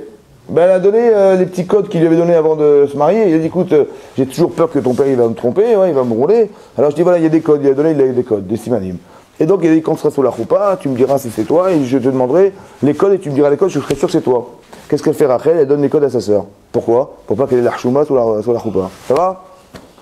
Est-ce que ça va? Bon, mesdames, si vous allez vous marier avec votre mari, et il y a votre sœur qui dit non mais attends, laisse-moi rentrer, je veux me marier aussi. Bon, vous acceptez ou pas? Bon, qu'est-ce qu'elle fait Rachel? On comprend rien là, c'est un truc de fou quoi. D'abord, qu'est-ce qu'elle fait Rachel? 2, qu'est-ce qu'elle a à faire dans un couple? Et Yaakov il dit je vais épouser Rachel, Mais qu'est-ce que Léa elle a besoin de rentrer là-dedans? Ça va? Son père il dit vas-y, à la choupa. Elle peut dire à son père écoute ça va, papa il m'aime pas, et je vais besoin de rentrer à la choupa. Ah, il va gentiment, il va. C'est normal ça. En plus, la honte, elle va pas avoir la honte sur le champ, mais est-ce qu'elle n'aura pas la honte de sa vie demain? Quand Yaakov il va se rendre compte que c'est Léa, elle aura la honte ou pas? Donc qu'est-ce qu'elle a gagné, Rachel? C'est ridicule. À part ça, mettez-vous à la place de Yaakov. Yaakov, il travaille 7 ans pour une femme qu'il aime. Et il se rend compte que c'est elle-même qui a donné les signes à sa sœur. Qu'est-ce que vous auriez fait à sa place? Hein? On aurait jeté. Les deux. Donc il aurait jeté les deux. Mais qu'est-ce qu'elle a cru, Bémel? Qu'est-ce qu'elle a cru? Je sais pas, vous vous mettez à la place de Yaakov. Voilà, il y a un test. Voilà le test. Yaakov, il a sa femme qu'il aime, qu'il a travaillé 7 ans pour elle. Au final, il se rend compte que c'est elle qui a donné les signes à sa sœur. Mais avec elle, de toute façon, qu'il savait. Donc comment vous auriez ressenti ça? Comment un homme, il peut encore aimer sa femme? Ça veut dire, même si, je vous explique le principe, si même elle lui justifiait son acte, mais il y a quelque chose qui a été brisé entre eux, n'est-ce pas?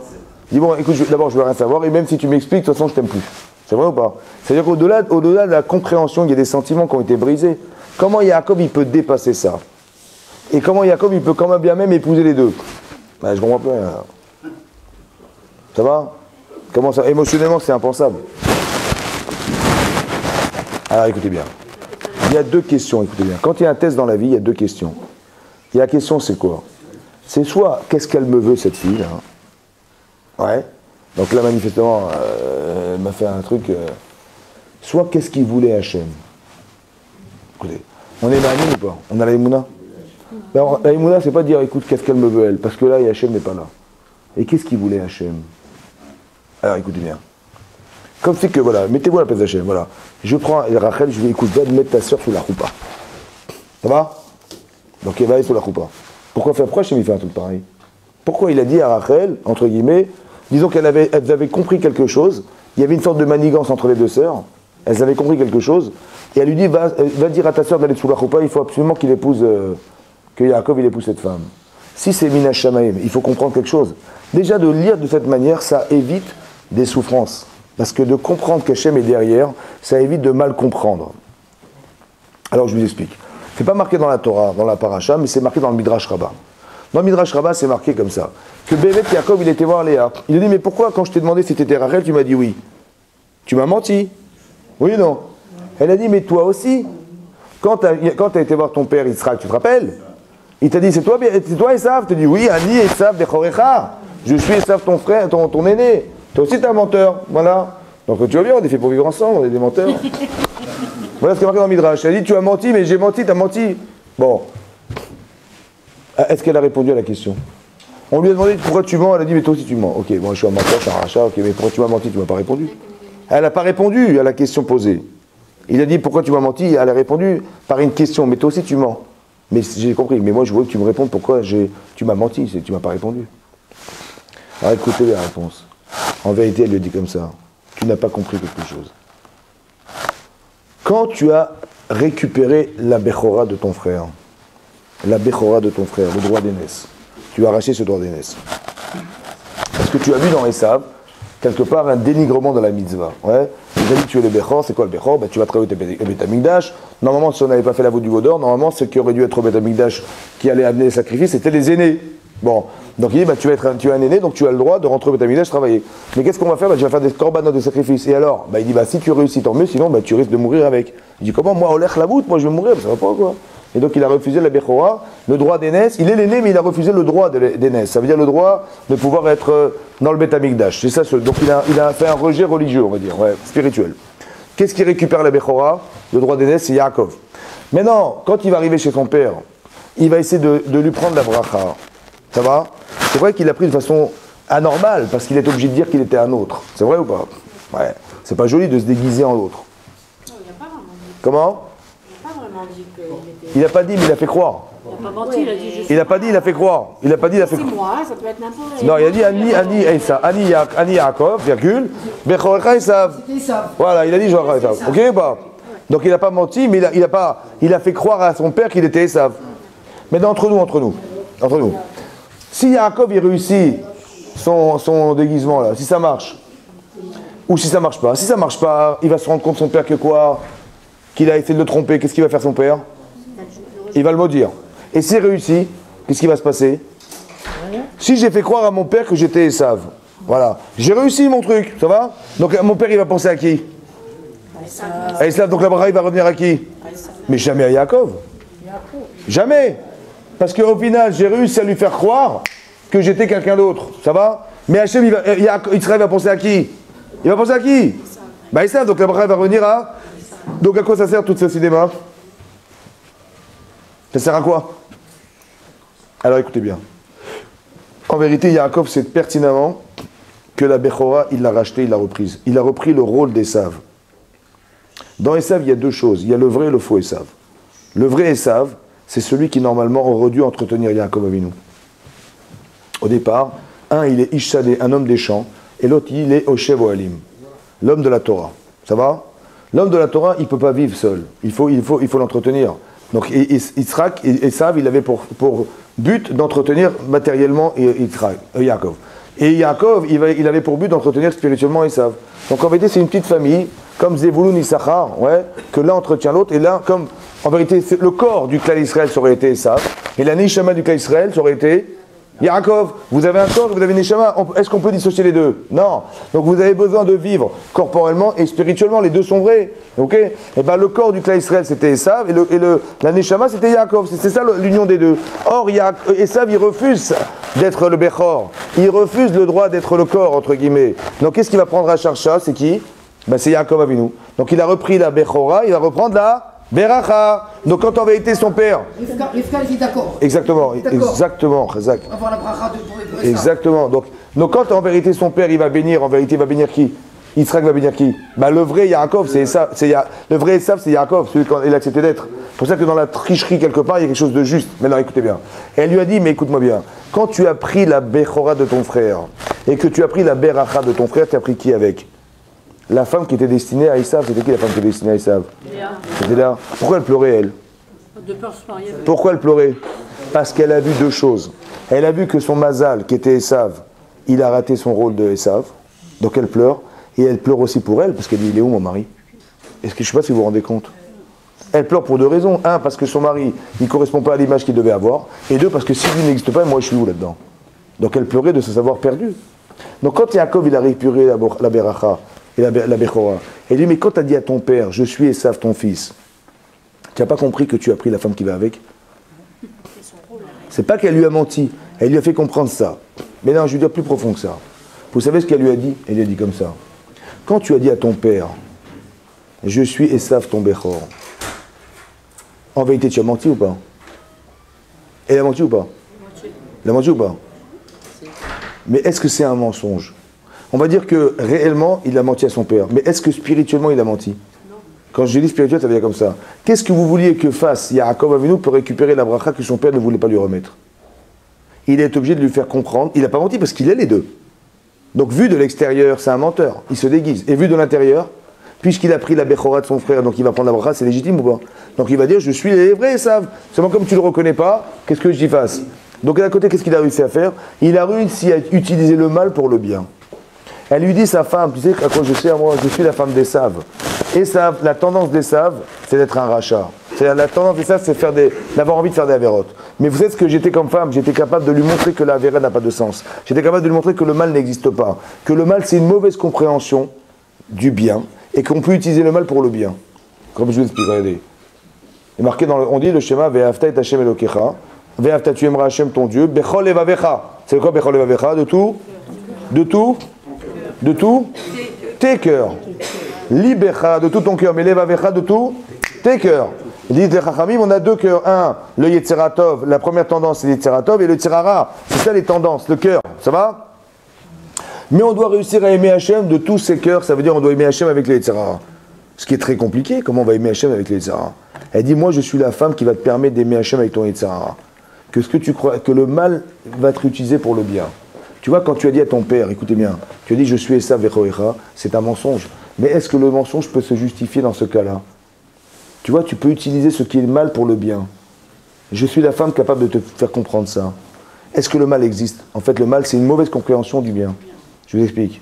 Comme dans la paracha, c'est marqué que Rachel, elle jalousait sa sœur. Mais je dis, ben, c'est normal. Parce que l'autre, elle vient avec ses petits garçons là, au jardin, elle lui montre ses gosses et tout, l'autre, elle n'en a pas. Ça se fait pas. Donc elle dit, elle va tomber jalouse d'elle, c'est évident, bien sûr. Rachel dit, non. Rachel dit, je suis jalouse de ma sœur. Parce que si ma sœur, elle a des enfants et que j'en ai pas, c'est qu'elle est plus sadéquette que moi. J'espère jalouser ma sœur et arriver à son niveau pour avoir des enfants. Mais la jalousie, c'est assourd. Mais cette jalousie-là, c'est pas assourd. Vous avez compris? Comment tu utilises ce que tu traduis être mal? Je vais utiliser mon Yitzhara dans le bon sens. C'est incroyable, hein? Le mal n'existe pas. La femme spirituelle de Yaakov, c'est la femme d'Esav, c'est la femme qui va permettre à Yaakov d'être un grand tzaddik. Celui qui, en vérité, c'est compliqué parce que ce que je sais faire de bien, je sais faire. Mais qu'est-ce que je fais du mal? Qu'est-ce que je fais de ce que je traduis mal? Comment je vais le traduire bien? Vous savez, on a du Yetzeratov et du Yetzerara. Mais d'aimer Hachem avec son Yetzerara, c'est d'arriver à utiliser sa personne, pas à moitié, en disant non, moi je refoule mon Yetzerara et je garde mon Yetzeratov. Mais en vérité, je me rends compte que je ne vis qu'à moitié. Je ne vis qu'avec la moitié de moi, parce que l'autre, je le refuse. Le refus, quelque part, peut-être d'épouser, Yaakov d'épouser Léa, c'est le refus de se dire est-ce que je serais capable d'utiliser le mal en bien. Le test, en vérité, qu'on lui propose, vous imaginez la difficulté qu'a Yaakov d'épouser cette femme, c'est dur. Parce que d'un côté, si je vois tel que ça se présente, j'ai été trompé, donc émotionnellement brisé. Mais il faut arriver à voir autrement, c'est dur. Alors je dis comme ça, si Hachem n'existait pas, alors je leur dis, bon ben, j'arrête là. Mais si Yaakov il arrête là, il n'y a pas de cas Israël. Mais si Yaakov il est capable non pas de voir ce qu'on lui propose, mais qu'est-ce que voulait Hachem à travers cet événement? Le test de la vie, décrypter un message, ça veut dire qu'est-ce qu'il voulait Hachem? Pourquoi il m'a mis cette femme en face de moi? Au moins ça me permet d'entendre Léa. Vous avez compris? Puisque c'est Hachem qui me l'envoie, je peux écouter Léa. La vérité n'est pas celle qu'on croit. Tu dis, mais c'est quelqu'un qui est honnête, quelqu'un qui est juste, qui est vrai. Sa fille, elle n'est pas vraie parce qu'elle m'a fait croire un truc. C'est bon, on arrête là, j'arrête tout de suite. La vérité, c'est pas celle que je crois être. Il y a des gens qui sont rigoureusement vrais et qui ne supportent pas le mensonge. C'est vrai ou pas? Le problème qu'on a, je vous l'explique, qu'un enfant, il ne sait pas dire la vérité. Des fois, il va dire des mensonges. Alors moi, je ne vais pas supporter, je vais arrêter, je vais couper la relation avec mes enfants. Ça va?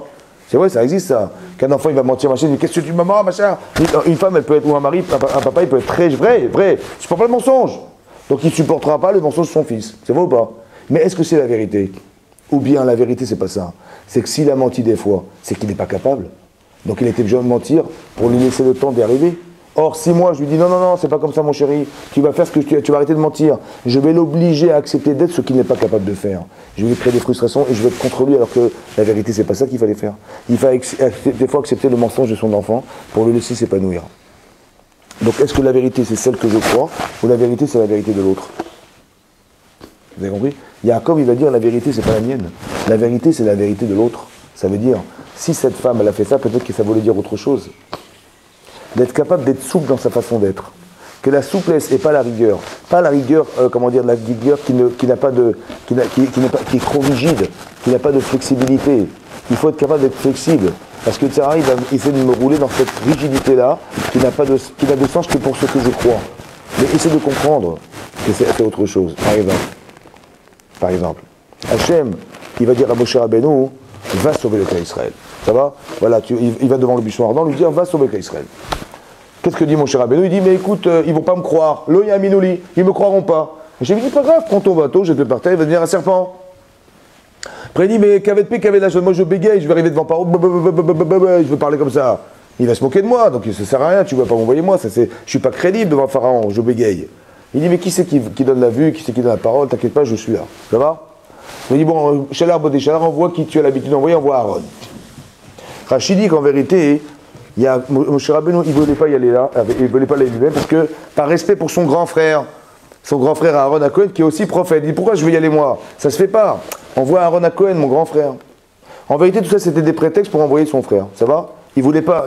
Quand il a dit au départ, ils vont pas me croire, ou je ne sais pas parler, en vérité, c'était des prétextes pour dire envoie-le. Ça va? Mais ce qui est bizarre, moi, ce qui m'a étonné, c'est comme ça. Écoutez, Hachem, il savait que c'était un prétexte ou pas? Vous savez? Pourquoi il n'a pas arrêté tout de suite Hachem lui disant, qu'est-ce qu'il me raconte là? C'est Aaron ton problème, depuis le départ. C'est Aaron. Oh, bah arrête, c'est bon, il est content pour toi, comme il a dit à la fin, il est content pour toi, ne t'inquiète pas. Pourquoi Hachem, il n'est pas rentré dans ça? Pourquoi il n'est pas rentré dans ce jeu-là, lui disant, je sais de quoi tu penses, tu penses à ton frère, mais t'inquiète pas, il est content pour toi. Pourquoi il n'a pas arrêté tout de suite? Alors j'ai appris de là quelque chose. J'ai appris de là qu'on n'a pas le droit de rentrer dans la tête des gens. On apprend d'Hachem qu'on n'a pas le droit de rentrer dans la tête des gens. Ça veut dire que quoi? Que si Moshe, il peut pas justifier ce qu'il pense, on va l'empêcher d'exister quelque part. Vous avez compris ça? Donc Hachem il dit voilà, il dit pourquoi, il va dire mais je sais pas, il dit t'inquiète pas, voilà, tu vas faire ça, ou je sais pas, ils vont pas me croire, je vais fais-le, jusqu'à ce qu'il arrive à dire lui-même. Maintenant qu'il a dit, il dit t'inquiète pas, ton frère il est content pour toi. Pourquoi? Parce que si je rentre dans sa tête, si Hachem il rentre dans la tête de Moshe Rabbeinu, il ne pourra jamais avoir la liberté de refuser. Comme un enfant, si je comprends des fois un enfant il me ment, et je le sais. Bon, des fois c'est le cerf de lui dire, mais des fois il ne faut pas lui dire que tu le sais. Pourquoi? Parce que si on lui dit qu'on a compris son jeu, en vérité, il dit même papa, il sait ce que je pense, c'est impossible. Je ne pourrai jamais échapper, je serai obligé d'être. Mais des fois, il n'est pas capable. Comme par exemple les parents, qu'est-ce qu'ils font? Un enfant, il a 2 ans, il a encore la couche. Je dis, je comprends, mais tous les petits frères et sœurs, à 2 ans, ils avaient enlevé la couche depuis longtemps. Et ça se fait pas, donc il faut qu'il enlève la couche. Donc qu'est-ce qu'il fait le papa? Il dit, t'as 2 ans, je suis désolé, ton anniversaire, Mazal Tov, je t'enlève ta couche. Bon, le gosse, il va pas dormir de la nuit parce qu'il va avoir peur de faire pipi au lit. Bon, et le traumatisme organisé derrière, ça a des conséquences ou pas? Ben bien sûr. Tu dis, mais à 2 ans, on enlève la couche, je suis désolé. Je dis, t'as raison, c'est une vérité. Mais est-ce qu'elle est absolue, cette vérité? Ou bien il faut s'adapter à la capacité que l'enfant a de s'adapter à ça. La vérité, c'est pas ce que tu crois, la vérité, c'est la sienne. Tu dis, mais normalement, c'est comme ça que ça se passe. Je dis, normalement. Mais la vérité, c'est pas ça. La vérité, c'est pas la vérité mathématique, c'est la vérité de l'enfant. Vous avez compris? C'est pareil. Si je rentre dans sa tête en disant, mais tu crois que je suis idiot, tu crois que j'ai pas compris ton cinéma? Ah, il peut plus faire du cinéma. C'est-à-dire, il peut plus échapper. Ah, le pauvre. Donc le traumatisme que je lui crée en l'empêchant, des fois, il n'est pas mature, des fois, il n'est pas capable. Pourquoi je vais l'empêcher de faire? Vous comprenez? C'est une question de temps. Comme le petit garçon, j'attends 6 mois, bah, il va me dire, papa, je ne veux plus envie de la couche. Je préfère qu'il me dise à moi, il va l'enlever, que moi, je l'oblige à le faire. Parce que les traumatismes que je crée en lui empêchant de faire un choix, c'est sur mon dos à moi. Parce que demain, je ne sais pas comment ça va se passer, vous comprenez ou pas?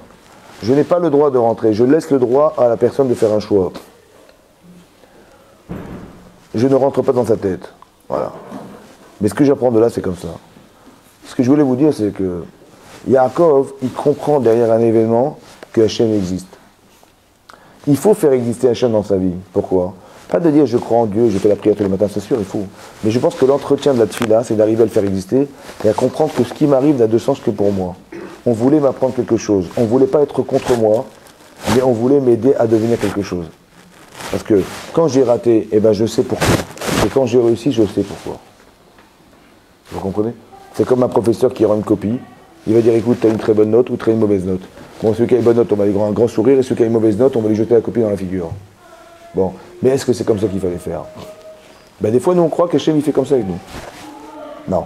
Il faut dire à un élève, il faut dire comme ça, tu as eu 3. Je vais t'expliquer ce qui te manquait. Il te manquait 17 points. Je vais t'expliquer ce qui t'a manqué. 1, tu n'as pas vraiment travaillé. 2, la ténacité. Tu t'es pas concentré. 3, tu as voulu t'amuser. 4, est-ce que tu as vraiment compris la leçon? 5, est-ce que tu as osé dire que tu ne comprenais pas, etc., etc. Tout ça sont des paramètres qui vont te permettre de trouver soit la logique des événements, soit la capacité à exister, etc. Donc tout ça, ça fait partie de la note. Mais un parent, il doit dire à son fils, je sais t'expliquer ce qui te manque. C'est très important ça. Et pas renvoyer à un enfant ce qu'il est en lui disant t'es pas bien, ça va? Parce qu'il le sait, parce qu'il sait bien qu'il n'est pas fort. Mais quelque part, de l'aider à comprendre qu'il aurait pu être un autre enfant. C'est ça qu'on va essayer. Ce que fait Hachem, c'est exactement la même chose. Que quand on envoie une épreuve, c'est pas de dire voilà, la vie n'est pas un examen. La vie n'est pas un examen. La vie, c'est d'arriver à dévoiler en nous toutes nos capacités intérieures. De la même manière que vous grandissez au fur et à mesure de votre existence, et vous voyez changer tous les 6 mois, vous voyez un changement, tous les ans, vous voyez un changement. Ouais. Un enfant à l'âge de 3 ans, on lui fait la coupe des cheveux pour dire, voilà, pour cristalliser en lui le désir de pouvoir changer. Il dit, il se trouve mieux. Donc tu vois que quand tu changes, tu es bien. Voilà. Ben, c'est pareil, mais en vérité, physiquement, vous le comprenez, mais c'est pareil, spirituellement, c'est pareil. On a quelque chose en nous qui doit se révéler à travers quelque chose. Les expériences de la vie font que on va développer du charisme. On va développer des choses qui vont faire que on va se retrouver finalement face à soi, c'est-à-dire face à quelque chose qui est nous-mêmes. Alors je vous explique une chose, claire. Dans le ventre de sa mère, on apprend la Torah. Nous dit la Gemara. Ouais. On dit dans le ventre de sa mère, on apprend la Torah. Mais à quoi ça sert d'apprendre la Torah si au final on l'oublie? On dit dans la ventre de sa mère, on est nourri par sa mère, on respire par sa mère, ouais. Et la Gemara dit on voit tout ce qui se passe autour de soi. Roé misof alain batsofo, comme ça la Gemara de la Flammette, elle dit qu'un enfant dans le ventre de sa mère, il a une perspective très large des choses. Il n'est pas arrêté, ouais, comme si le ventre de sa mère c'est un écran géant. Il voit tout ce qui se passe depuis la création de nous jusqu'à la fin des temps, il est au courant de tout. Ça va? Roé misof alain batsofo. Mais à qui ressemble cet enfant? Hein? À qui il ressemble? Hein? Adam. Il ressemble à Adam. Adam quand? Avant la faute. Parce qu'il mange, les anges lui donnent à manger, à boire, etc. Il apprend la Torah Kula, et il est heureux, il sait tout ce qui se passe. C'est marrant qu'un embryon dans le ventre de sa mère, c'est le Adam Arishon. Et quand il est, il oublie. Vous savez qui est la vraie personne? C'est qui la vraie personne? Ben c'est lui. Vous savez qui on est? On est lui. Seulement on a oublié. Comment on va retrouver qui on était? Ben par l'étude de la Torah. Est-ce qu'on peut se passer de la Torah? C'est impossible. Pourquoi? Parce que comment je vais retrouver la personne que j'étais sans la Torah? Puisque c'est la Torah qui est en moi, qui est le révélateur de ce que je suis. Donc tant que j'étudie pas la Torah, ben, je peux toujours chercher, d'accord? Et plus j'étudie la Torah, et plus je suis dans la compréhension et dans l'expérience. Et le fait que dans l'expérience, j'atteins quelque chose qui s'appelle ce que j'étais dans le ventre de ma mère. J'ai simplement oublié qui j'étais. Mais la vraie personne, c'est elle. C'est-à-dire que toutes les expériences de vie, toutes les étapes que je passe dans ma vie, sont là pour arriver à être le révélateur de ce que j'ai été dans le ventre de ma mère. Parce que la vraie personne, quand je dis Ani les Dodi Vedodili, à Rosh Hashanah, en Elou on dit Ani les Dodi, c'est qui moi? Je suis, vous voyez? En vérité, vous vous rendez compte que vous découvrez au fur et à mesure de votre vie qui vous êtes au fur et à mesure. Comme si on révélait comme une fleur qui pousse, ouais? Une fleur qui pousse, il y a une tige, etc. Après, il y a une fleur qui s'étale, etc. Et toute notre vie, c'est ça. En vérité, ce qui se passe, c'est au fur et à mesure de notre existence, on découvre qui on est. Maintenant, regardez-vous, il y a 10 ans, est-ce que vous auriez imaginé, il y a 10 ans, que vous étiez cette personne d'aujourd'hui? On se découvre, en fait. Vous avez compris? On se découvre. Mais qui est-ce qui fait ça? C'est Hachem. Qui je suis, j'en sais rien. Je ne sais pas. Est-ce que quelqu'un aurait imaginé il y a 10 ans qu'il aurait été ce que vous êtes aujourd'hui? Impossible. Mais on se découvre en fur et à mesure de notre existence. En vérité, l'épreuve de la vie nous fait nous révéler qui nous sommes vraiment. Soit je réussis, soit j'échoue, mais quelque part je connais mes limites. Et bien ça, c'est le test de la vie. D'arriver à décrypter ça, c'est d'arriver à comprendre que tout l'intérêt qu'Hachem il avait, c'est d'arriver à dévoiler ce qui était caché en toi. Abraham Avinu, il ne sait pas. Si je demande à Abraham Avinu avant la Brit Mila, combien tu vas inviter de personnes? Il va me dire, je ne sais pas. Il va dire un chiffre comme ça, 40, 30, je ne sais pas. Je sais pas. Vous savez ce que fait Hachem? Il dit voilà, il va créer de la douleur. Il dit, t'as envie encore? Il dit ouais. Tu connais l'intensité. Il va te mettre de la chaleur. Tu connais l'intensité. Que le désir il est profond chez toi, bah, tu le sais, voilà. Mais si tu vois de l'extérieur, tu dis mais Hachem il m'aime pas. Parce qu'il m'aime. J'ai envie de recevoir des gens, il met la chaleur, il m'aime pas. Mais si tu regardes de l'intérieur, tu vas voir que c'est un révélateur de ta conscience. Hachem il t'a simplement laissé savoir combien tu étais grand. Par exemple, Yitzhak Avinu, il est né d'un S. Sa mère, elle était stérile. Stérile, ça va? Stérile. Donc elle ne pouvait pas d'enfants. 90 ans de prière, et elle arrive à avoir des enfants. Donc Yitzhak, il est né du miracle. On est d'accord? Miracle. Yitzhak, il n'est pas seulement né du miracle, il n'est pas un potentiel miraculeux, mais il va faire la Akedat Yitzhak. Il va donner de sa vie pour Hachem. Donc il est arrivé à un taux d'émouna extraordinaire, puisqu'il donne sa propre vie pour la Torah et Hachem. Il y va Bessimcha, avec joie, pas qu'il est contraint d'y aller. Il y va Bessimcha, Vayechu Shelem Yardav. Ils sont partis ensemble, ils rachètent tous les deux, heureux de pouvoir faire la Akedah. Incroyable. Dites-moi, juste avant qu'on le tue, il fait non, il n'est pas mort. Ça va? Est-ce qu'il n'a pas atteint un degré de Gdusha extraordinaire, cet homme? Déjà, potentiellement, il est énorme. Et en plus, il arrivait par l'Akedah, Israël, le cercle, il arrivait à un degré de dévouement, d'amour pour Hachem énorme, oui ou non? Dites-moi, elle est où la femme qui lui correspond à cet homme? Où est-ce qu'on va trouver une femme? Ouais. Tout le monde, il n'y a pas un monothéiste dans le monde, donc ils sont tous idolâtres. Où est-ce qu'on va imaginer? Moi, je peux pas, je me mets à la place d'Abraham Avinu. Je dis, de toute façon, ça sert à rien. Hein. Parce que bon, je vais avoir Yitzhak et tout. Bon, je pensais que il y aurait d'autres filles, il n'y a pas de filles.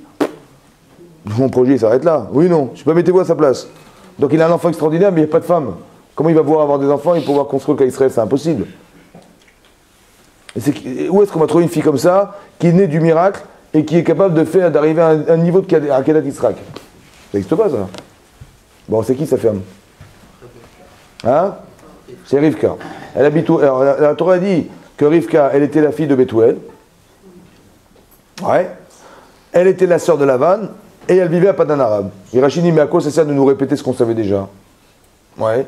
Qu'elle vivait à Padan Aram. Quand Eliezer il a prié pour trouver une femme pour Yitzhak, finalement il a trouvé Rivka, elle l'a amenée chez ses parents, donc on connaissait Bethuel, on connaissait Lavan et on savait qu'elle habitait à Padan Aram. Pourquoi nous répéter Parashat Re'eh Sarah une chose qu'on savait déjà? La Torah ne nous apprend pas des choses pour rien.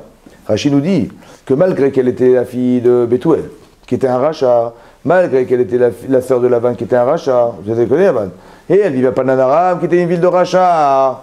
Ouais. Lo lamda mimaasem. Elle n'a pas appris de leurs actes. Ne pas apprendre des autres. Ne pas apprendre des autres, ça veut dire quoi? Ne pas apprendre des autres. Si on n'a rien développé chez nous, ne pas apprendre, ça ne sert à rien, parce que de toute façon, j'ai rien. Par exemple, si vous êtes, mesdames, vous allez au mariage de vos enfants, toute belle, toute bien, avec une belle robe blanche. Ça va? De quoi vous avez peur? Bah, qu'une voiture passe et elle vous éclabousse. Ah bah, bien sûr, ou quelqu'un me dit, viens, je t'embrasse, non, t'as mis du rouge à lèvres, donc quand est-ce qu'on a peur? Ouais, c'est-à-dire ne pas apprendre des autres. C'est quand on est déjà belle, on est déjà... Ouais. Donc ne pas apprendre des autres. Vous voyez, comme nos enfants, on les éduque dans la Torah, dans les mitzvot, dans le Derech Eretz, etc. De quoi on a peur? Ben, quand on a des enfants qui sont très polis et très bien éduqués, on a surtout peur qu'autour de soi, on les dérange, on les détruise. Donc on a peur des influences, c'est vrai ou pas? Mais si on n'a rien fait, de quoi on a peur? De rien. Donc ne pas apprendre des autres, c'est qu'elle est déjà développée, non? Elle avait déjà développé des valeurs. Mais je ne sais pas si vous vous rendez compte, ouais, que cette femme, elle est devenue la femme d'Yitzhak. Qu'est-ce qu'il a mis là-bas? Qu'est-ce qu'il a fait naître là-bas? Hein? Qui c'est qui l'a fait naître? Qui est-ce qui a fait qu'elle était la fille de Bethuel et la sœur de Lavan? Qui c'est qui a décidé ça? Hachem. Qui c'est qui a décidé qu'elle vivrait à Padan Aram? Est-ce qu'il a fait un bon choix, à votre avis? Est-ce que c'est là-bas qu'il fallait la mettre? Hein? Moi, je pensais qu'elle était au séminaire à Bnei Brak. Mais tu l'as mis chez Lavan. Bethuel, Lavan, Padan Aram, c'est n'importe quoi. Oui, non. Pourquoi Hachem il a fait ça? Encore une fois, si c'est Hachem qui a décidé, c'est que c'était le bon choix ou le mauvais choix? Mais non, moi je sais pas, j'habite à Paris. Il y a des gens ici qui sont nés à Paris, ça va? Est-ce que vous auriez préféré vivre à Paris ou vivre à Jérusalem? Hein, dans une ville de Torah? Hein? À Paris, bien sûr. C'est marrant, hein, parce que si je dis, mais moi j'aurais préféré être ailleurs, et j'aurais préféré avoir d'autres parents, d'autres parents et d'autres frères et sœurs, c'est que je remets en cause Hachem. Est-ce que vous vous rendez compte de ça? Maintenant, le meilleur endroit pour elle, c'était Padan Aram. Les meilleurs parents pour elle, c'était d'avoir Bethuel et Lavan comme frangin et comme parents.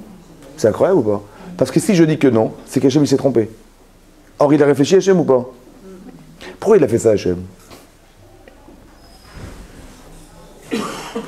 Ben pour que cette fille qui avait un potentiel, elle avait du bon sens, elle était intelligente, elle avait des valeurs. Peut-être que du contraste de ses parents, elle a pris des valeurs. Maintenant, elle a dit, je ne veux pas faire comme ils ont fait. Elle a fait sa hakeda à elle. Elle a fait son sacrifice personnel dans un endroit qui n'était pas propice à se développer. Mais qu'est-ce qu'il a fait? C'est la pression organisée par la rue. La pression organisée par ses parents, qu'est-ce qu'il a fait? Ben, ça lui a permis de se développer. Jusqu'à quoi? Jusqu'à devenir la femme qui va épouser un enfant du miracle. Être la femme qui a fait la Hakeda d'Israël. Vous imaginez tout ce qu'elle a réussi toute seule? Grâce à quoi? Ben, grâce à son environnement.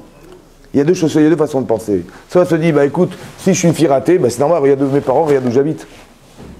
C'est vrai, ça arrive des gens comme ça, ils vous disent, bah j'ai raté ma vie, tu sais d'où je viens? J'ai dit, mais comme c'est que quoi? Que d'où je viens, ça pouvait justifier ce que je suis. Mais c'est l'inverse. Si tu ne crois pas en Dieu, tu dis, bah je me suis laissé glisser, c'est normal, regarde mes parents, regarde où j'habite. C'est normal. Mais en vérité, pourquoi Hachem l'a mis là-bas? Parce qu'elle avait une kedusha énorme. Donc le refus d'être, ça va lui permettre d'être une autre femme. Et ce niveau qu'elle va atteindre, ouais, ça va être la femme d'Israël. Mais non, si nous on habite à Paris par exemple, c'est pas une ville qui est propice à développer la Torah ici. Hein. Bon, vu la rue, ça va ou pas? Pourquoi il nous a mis là? Hein? Est-ce qu'on a une petite kedusha ou une grande? Est-ce qu'on a une petite kedusha ou une grande? Si on a une petite, alors c'est sûr qu'on va rater. On a une petite kedusha ou une grande? Est-ce que vous y croyez? Si Hachem il m'a fait grandir ici, c'est que j'ai une petite kedusha ou une grande? Bah oui, parce que s'il y avait une petite kedusha, c'est un piège, c'est foutu. Ça veut dire qu'il n'y croit pas. Par exemple, Hachem, Moshe Rabbeinu, il va descendre la Torah du Mont Sinaï. Le seul au monde qui va sortir la Torah du Mont Sinaï, qui va la descendre du ciel, c'est lui. Le seul au monde. Ça va? Bon, il est géant, Moshe Rabbeinu. Vous savez où est-ce qu'il est né? Il est né en Égypte. Au bout de 3 mois, sa mère, elle n'a pas pu le garder. Elle l'a mis dans un berceau. Ce berceau, il a navigué jusqu'où? Jusqu'à la fille de Pharaon. La fille de Pharaon, elle l'a récupéré, elle l'a fait grandir au royaume. Avec tout ce que ça veut dire, hein, la culture, tout ce qui est le faste de la royauté, je veux dire, la bonne éducation, le futur roi d'Égypte, c'est peut-être lui, je vous imagine tout ce qui peut arriver. Ok, bon. Qu'est-ce qu'il va devenir cet enfant? 3 mois, aucune conscience, rien. Qu'est-ce qu'il va devenir cet enfant? Hein? Mais un goy de folie, un goy de folie. Un goy. Demain tu dis, mais viens sauver Gazi. Tu rigoles quoi, j'ai tout ce qu'il me faut ici, je suis tranquille. Oui, non? Mais pourquoi Hachem l'a mis là-bas, je comprends pas. C'était l'endroit idéal pour lui ou... Le pire, c'est celui-là, le pire. Qu'est-ce qui s'est passé? On connaît l'histoire. Un jour, il y a eu une histoire de couple. Ouais. Qu'il y a un Égyptien, il rentre dans une maison, et il a pris une femme juive, etc. Et son mari s'en est rendu compte, et qu'est-ce qu'il fait l'Égyptien toute la journée? Il le tape. Bon. Mon cher, il voit ça. Bon, une histoire un fait divers, quoi. Et qu'est-ce qu'il fait? Il va assassiner cet homme. Je comprends pas. D'un côté, tu as une carrière toute faite. Tu vas devenir un futur roi d'Égypte, etc. Et que tu me mêles dans les coupes de trucs de faits divers, là, il a été attrapé, condamné, exécuté, il s'est sauvé en Indiane. Bon, il a raté sa vie, quoi. Je sais pas, j'aurais été lui, j'aurais dit, calme-toi, oublie. Ben non, mais pourquoi il n'arrive pas? Parce qu'il est foncièrement juste. Parce qu'il est foncièrement, juste, il est foncièrement, il a de l'empathie pour la souffrance des autres, etc. C'est plus fort que lui. Mais pour nous, ça paraît une folie, hein. Mais pour lui, c'est comme ça qu'il est. Mais non, qu'il soit là ou ailleurs. S'il était ailleurs, il n'aurait pas eu cette difficulté d'être. Mais Hachem, il a su qu'il y a comme une carapace autour de lui qu'il faut retirer pour faire apparaître la vraie personne. Et bien le vrai endroit où il faudrait qu'il soit, c'est en Égypte, dans le royaume. C'est comme ça qu'on doit lire. C'est comme ça qu'on doit comprendre. Que là où on est, c'est là l'endroit qui était le mieux pour nous. Pas que le pire pour nous.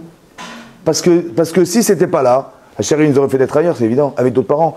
Donc si on est né là quelque part avec des parents pareils, c'est que c'était le meilleur parent pour soi et c'était le meilleur endroit pour soi pour se développer.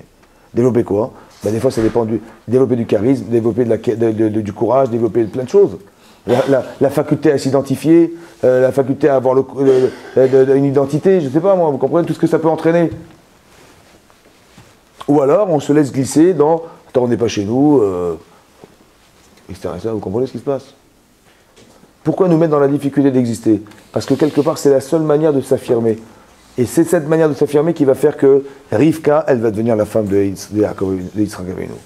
Parce que la difficulté d'exister quelque part va lui permettre de se renforcer à un point où elle va pouvoir atteindre un niveau où elle peut épouser cet homme.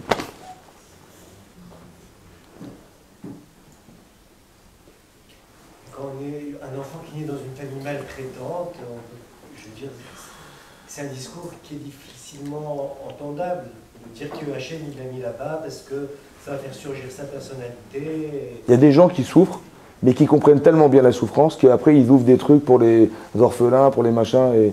Parce que la souffrance, essayez de vous rendre compte que la souffrance vécue, par exemple, il y a plein d'expériences que vous connaissez, par exemple, il y a quelqu'un qui a ouvert des restaurants Meir Panim en Israël, il s'occupe des pauvres, il a ouvert une trentaine, quarantaine de restaurants pour des pauvres, ça va? Vous savez à partir de quoi il a ouvert ça? Parce qu'il avait un enfant qui était mourant, il avait 12-13 ans, et il avait une maladie et il ne pouvait plus se nourrir, s'alimenter. Et il est mort par manque d'alimentation. Il ne pouvait plus s'alimenter. Ça l'a tellement touché qu'il a ouvert des restaurants pour les pauvres. Ça va? Ça veut dire qu'il y a l'exploitation. C'est-à-dire que cet enfant, il a vécu sa vie. Maintenant, s'il est dit pas de cette manière, c'est un calcul qu'Hachem il a vis-à-vis de cet enfant en particulier. Maintenant, les conséquences que ça peut avoir sur son père, elles sont tellement dramatiquement profondes qu'il va dire, mais évidemment, il ne peut plus y avoir de gens qui vont souffrir de la faim. Et bien, ça lui a donné envie de nourrir des gens, etc. etc. Donc, il y a deux façons de voir. Soit quelqu'un il peut être en refus de l'expérience, soit il peut être dynamisé par ce qui se passe. Mais un enfant battu, ouais, il a deux façons. Soit il se laisse, il a une correspondance qui s'appelle battre. Donc il va battre ses enfants, il va battre sa femme, il va battre machin. Soit il va être dans la souffrance de ce que veut dire être battu. Par exemple, vous avez des couples, ouais, des couples qui disent mais ma femme, je sais pas pourquoi elle me parle, machin. Il faut pas qu'elle parle, ma femme. Il faut pas qu'elle donne son avis, ça m'intéresse pas. C'est moi qui décide. Pourquoi? Parce que ma mère, elle a jamais ouvert sa bouche. Vous comprenez? Mon père, c'est lui qui a le dernier mot. Bon. Vous avez compris, il y a deux façons de voir. Soit je me mets dans la position de mon père, il a une position forte. Soit je me mets dans la position de ma mère et je dis la pauvre. Vous avez compris ou pas? Voilà, la pauvre. Elle a dû subir son mari comme ça. Je dis mais jamais ma femme elle serait comme ça. Ou alors je vais dire bah tiens j'aimerais bien être mon père. Vous avez compris, les deux sont vrais. Ça dépend ce qu'on regarde, ça dépend ce qu'on retient. Quel intérêt on a d'être dans le dictateur ou dans la personne victimisée par l'autre? C'est à vous de faire un choix. Les gens ils vont dire, bah, moi jamais ma femme elle souffrira comme ça. J'ai trouvé cet exemple-là dans ma vie qui va me faire comprendre que c'est jamais ça que je ferai à ma femme, par exemple. Vous avez compris? Parce que j'ai pas envie que ma femme elle soit victimisée par la terreur et par la machin. Jamais. Donc il a développé, ça dépend comment c'est compris, comment c'est accepté. Mais ça c'est un terrain. Il y a un terrain derrière. Et ce terrain-là, il est fondamental parce que c'est le terrain dans lequel on se trouve qui va finalement nous permettre de réfléchir. Mais c'est ce terrain qu'il faut développer. Quelle valeur on donne à nos enfants et quelle force on donne à nos enfants. Dans la paracha de cette semaine, il y a marqué que Yaakov, il aimait plus, il y a marqué Vaïav Yaakov, Rachel, Miléa. Il aimait Gam, Rachel, Miléa. Il aimait aussi Rachel, mais plus que Léa. C'est marqué dans la Torah, ça va? Et qu'est-ce qu'a fait Hachem? Vaïftach et Rachma, donc il a rendu féconde Léa, vers Rachel Akara, et Rachel était stérile. Ça va? Je sais pas, la femme qu'il aime, elle est stérile. Il dit, moi c'est elle que j'aime, celle que... Moi j'ai épousé Léa, mais celle que j'aime vraiment, celle qu'il aime le plus, c'est elle, ça va? Et Hachem, qu'est-ce qu'il fait? Il fait que cette femme qu'il aime, elle est stérile, et la femme qu'il aime moins, elle est féconde. Qu'est-ce qui se passe là? Quelqu'un qui voit ça, il dit, attends, mais moi je voulais vraiment fonder mon foyer sur Rachel. Et c'est la femme que j'aime, je pensais qu'on aurait des enfants. Et l'inverse, C'est la réalité qui est inversée qui se propose à moi. C'est pas normal. Qu'est-ce que ça veut dire? Il est marqué Yaakov, il aimait plus Rachel que Léa. Et donc la conséquence, c'est qu'Hachem, il a fait que Rachel, elle était stérile, et l'autre, elle est féconde. Qu'est-ce que ça veut dire? Hein? Qu'est-ce que ça veut dire? Qu'est-ce que ça veut dire? Comme si vous écoutez bien. Que le manque d'amour que Yaakov il a vis-à-vis de Léa, il doit être comblé par le fait qu'elle doit lui apporter des enfants. Et le fait qu'elle lui apporte des enfants, ça va combler le manque d'amour qu'il a vis-à-vis d'elle. Ben pour ça, il faut mettre l'autre être stérile, parce que si elle n'est pas stérile, on va rien gagner. Mais vous avez compris ce que ça veut dire, ça? Ça veut dire que l'amour, c'est tellement important, que le décalage, il est tellement dramatique, et on va essayer de comprendre pourquoi, qu'il vaut mieux que sa femme, elle soit akara, l'autre, elle soit stérile, pour qu'il arrive à rééquilibrer l'amour qu'il a manqué d'avoir vis-à-vis d'une femme. Monsieur le rabbin, il a eu quand même des enfants, quand même. Il a eu Benjamin, Oui. il a eu Youssef. Oui, mais ça veut dire que le décalage au départ, il est organisé pour arriver à combler un décalage d'amour. Après, il est marqué Vayar Hachem, qui se noie Léa.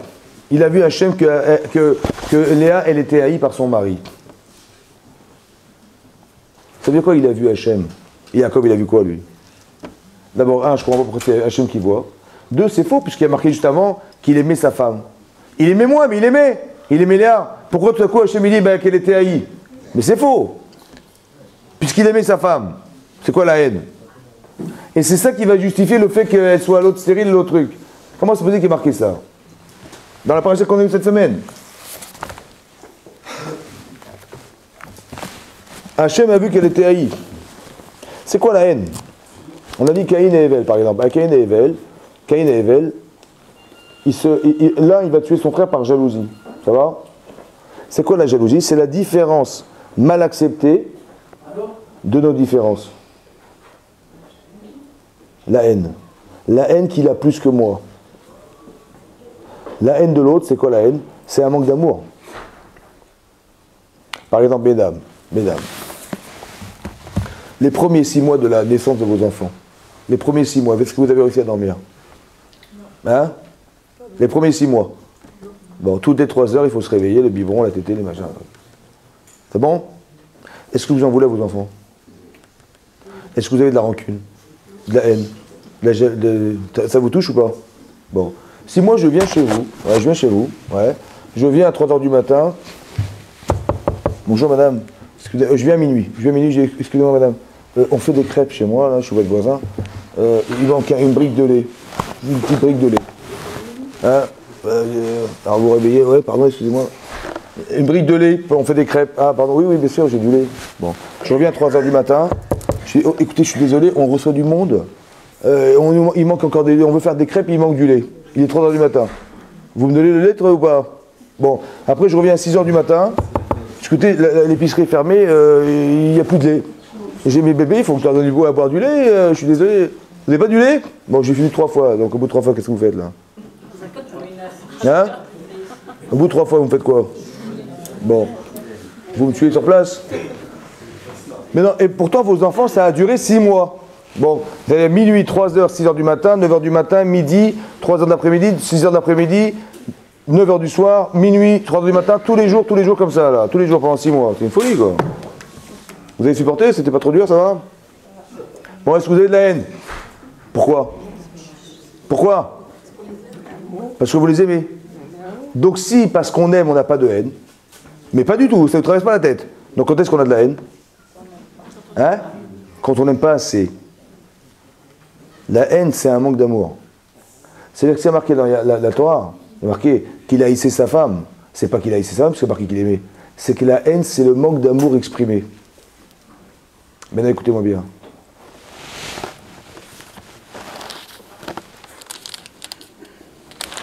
Je vous lis la paracha.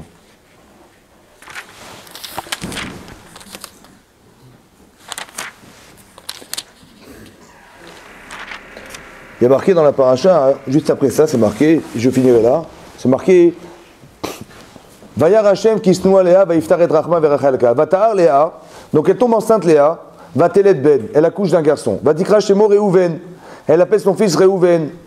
Qui amra, vous savez pourquoi elle l'appelle Réhouven? Qui amra, elle a dit Kira Hashem be'oni. Hashem, il a vu ma souffrance. Qui ata, il a venu ici, peut-être mon mari m'aimera. maintenant il m'aimera mon mari. Elle l'appelait Réhouven au nom de quoi? Hein? Hachem a vu ma souffrance. Oni et Inouï. Ta'anit, ça veut dire qu'elle était en souffrance cette femme. Ouais. Elle dit mon mari a vu, Hachem il a vu ma souffrance. Ouais.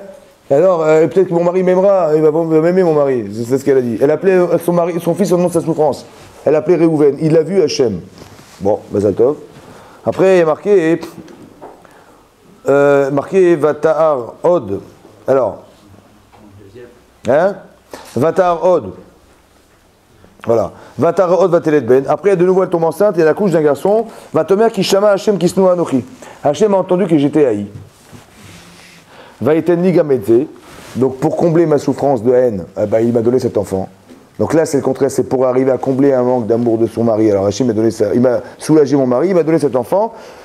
Vatikra Shemo Shimon, elle l'a appelé Shimon. Donc, Shimon, c'est quoi? Shimon, il a entendu Hachem que j'étais haï et il m'a comblé cette haine en me donnant cet enfant. C'est un beau prénom, hein?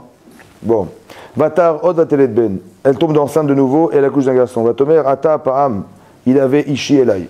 Peut-être cette fois-ci mon mari m'accompagnera. Oui. Ki al Dalilo Shlosha Banim, parce que je lui ai accouché 3 garçons. Alken Karachemo Lévi, c'est vrai qu'elle a appelé Lévi. Lévi, ça vient de Levaya qui veut dire accompagner. J'espère que mon mari m'accompagnera dorénavant parce que je lui ai donné 3 enfants. Il y avait combien de Jvatim? 12. Il y avait combien de femmes? Donc combien d'enfants il fallait? Chacune? 4 x 3, 4 x 4, 4 x 5, donc 4 x 3, 12. Donc elle avait 3 enfants maximum chacune. Elle a dit mais maintenant j'ai joué mon rôle de femme parce que j'ai donné 3 enfants à mon mari, j'espère que dorénavant il va m'accompagner, il va être avec moi, ça va ou pas? Ce décalage, elle appelle Lévi au nom du décalage qui existe entre elle et son mari. Mais depuis quand une femme elle appelle ses enfants au nom de sa souffrance de couple? C'est quoi ça? Hein? Elle appelait ses enfants parce qu'elle souffrait. Et on n'appelle pas ça. Imaginez-vous, Yaakov, sa femme, il dit comment tu l'appelles celui-là? Je l'appelle Rouven. Pourquoi? Parce qu'Hachem, il a vu combien je souffre. Hein. Et l'autre? Lévi, parce que j'espère que tu m'accompagneras maintenant. On n'appelle pas ses enfants, c'est la folie. Une fois que j'avais parlé, j'avais appelé ses enfants comme ça n'existe pas. D'un côté, c'est marqué comme ça. De l'autre côté, Rachid nous dit que quand elle appelait Réhouven, Rachid nous dit Vatikra Shemo Réhouven. Rabotenu Pirshu, nos rabbanim, nos sages ont expliqué. Amra, elle a dit Raou ma ben beni le ben chami. Regardez la différence entre mon fils et le fils de mon beau-père, qui est Esav. Oui? Raou. Chez quoi? Chez Macha Bechorato le Yisrak. Que mon beau-frère Esav, il a vendu son droit d'aînesse à Yaakov. Vezelo Macha le Yosef. Velo Irer Alav. Et lui, mon fils Réhouven, qui a perdu son droit d'aînesse. Oui? Il a été transmis à Yosef, il n'a jamais remis en question son droit d'aînesse comme mon beau-frère. Il a remis son droit d'aînesse, il a remis en cause son droit d'aînesse qu'il avait vendu à Yaakov. Vélorod, et là, et non seulement ça, la différence entre mon fils et mon beau-frère, c'est que mon beau-frère, quand il a vendu son droit d'aînesse, il a revendiqué le droit d'aînesse, il a voulu tuer son frère.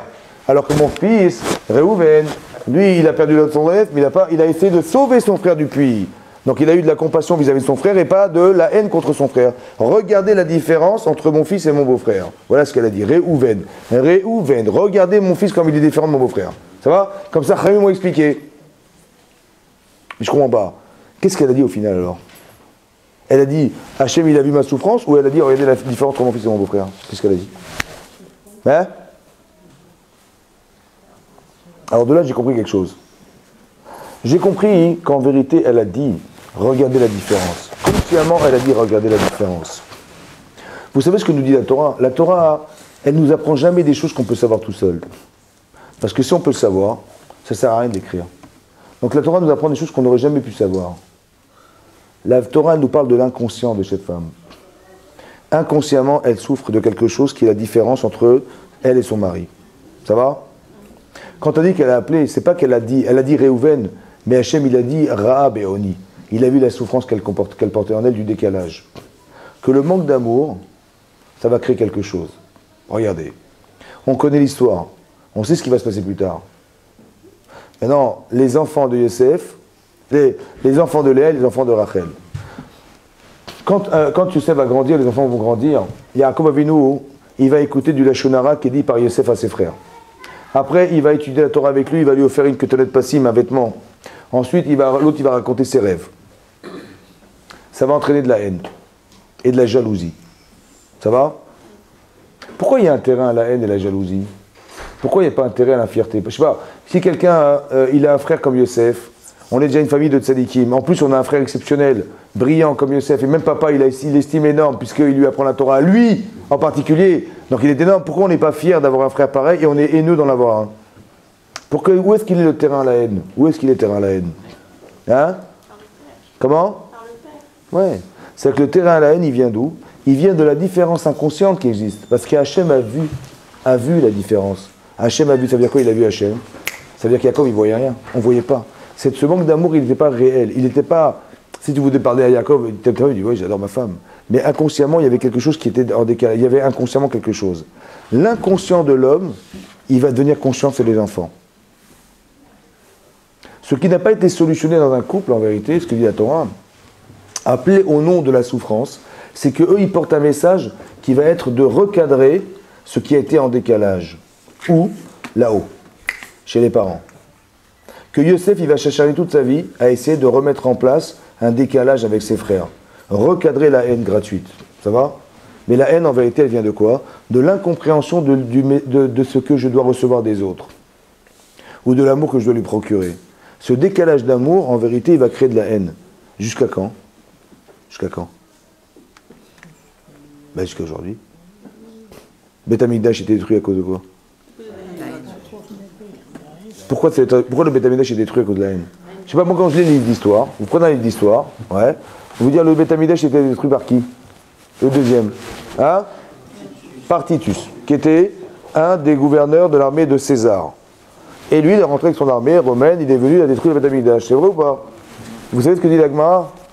L'Agmara dans Yuma Daftet, elle dit que le Beth Amikdash a été détruit à cause de la haine gratuite. Je dis la haine gratuite, n'importe quoi. Il est détruit par Titus. Comment il faut lire? Comme ça ou comme ça? Vous savez ce qui est marqué là-bas? C'est la haine qui détruit. Pourquoi? Pourquoi? Parce que si on ne se supporte pas, c'est vrai? Est-ce que le clan Israël existe si on n'est pas ensemble? Non. Mais s'il n'y a pas de clan Israël, Hachem il est le roi de quoi? Ben, le roi de rien. Donc s'il est le roi de rien, donc à quoi il sert le Beth Amikdash? Il ne sert à rien. Donc, l'explosion du Beth Amikdash, c'est la haine gratuite qui l'occasionne. Après Hachem il envoie Titus. Mais c'est qui l'a détruit? Ben, c'est nous. Comment tu lis les choses alors? Comme ça ou comme ça? Tu vois Titus ou tu vois toi? Tu vois ce que tu construis ou tu vois ce que tu détruis ou ce qui est détruit? Vous avez compris la lecture?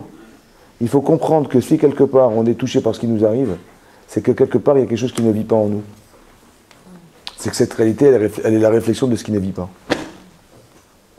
C'est pas Titus qui fait, c'est pas les autres qui font, c'est pas ça.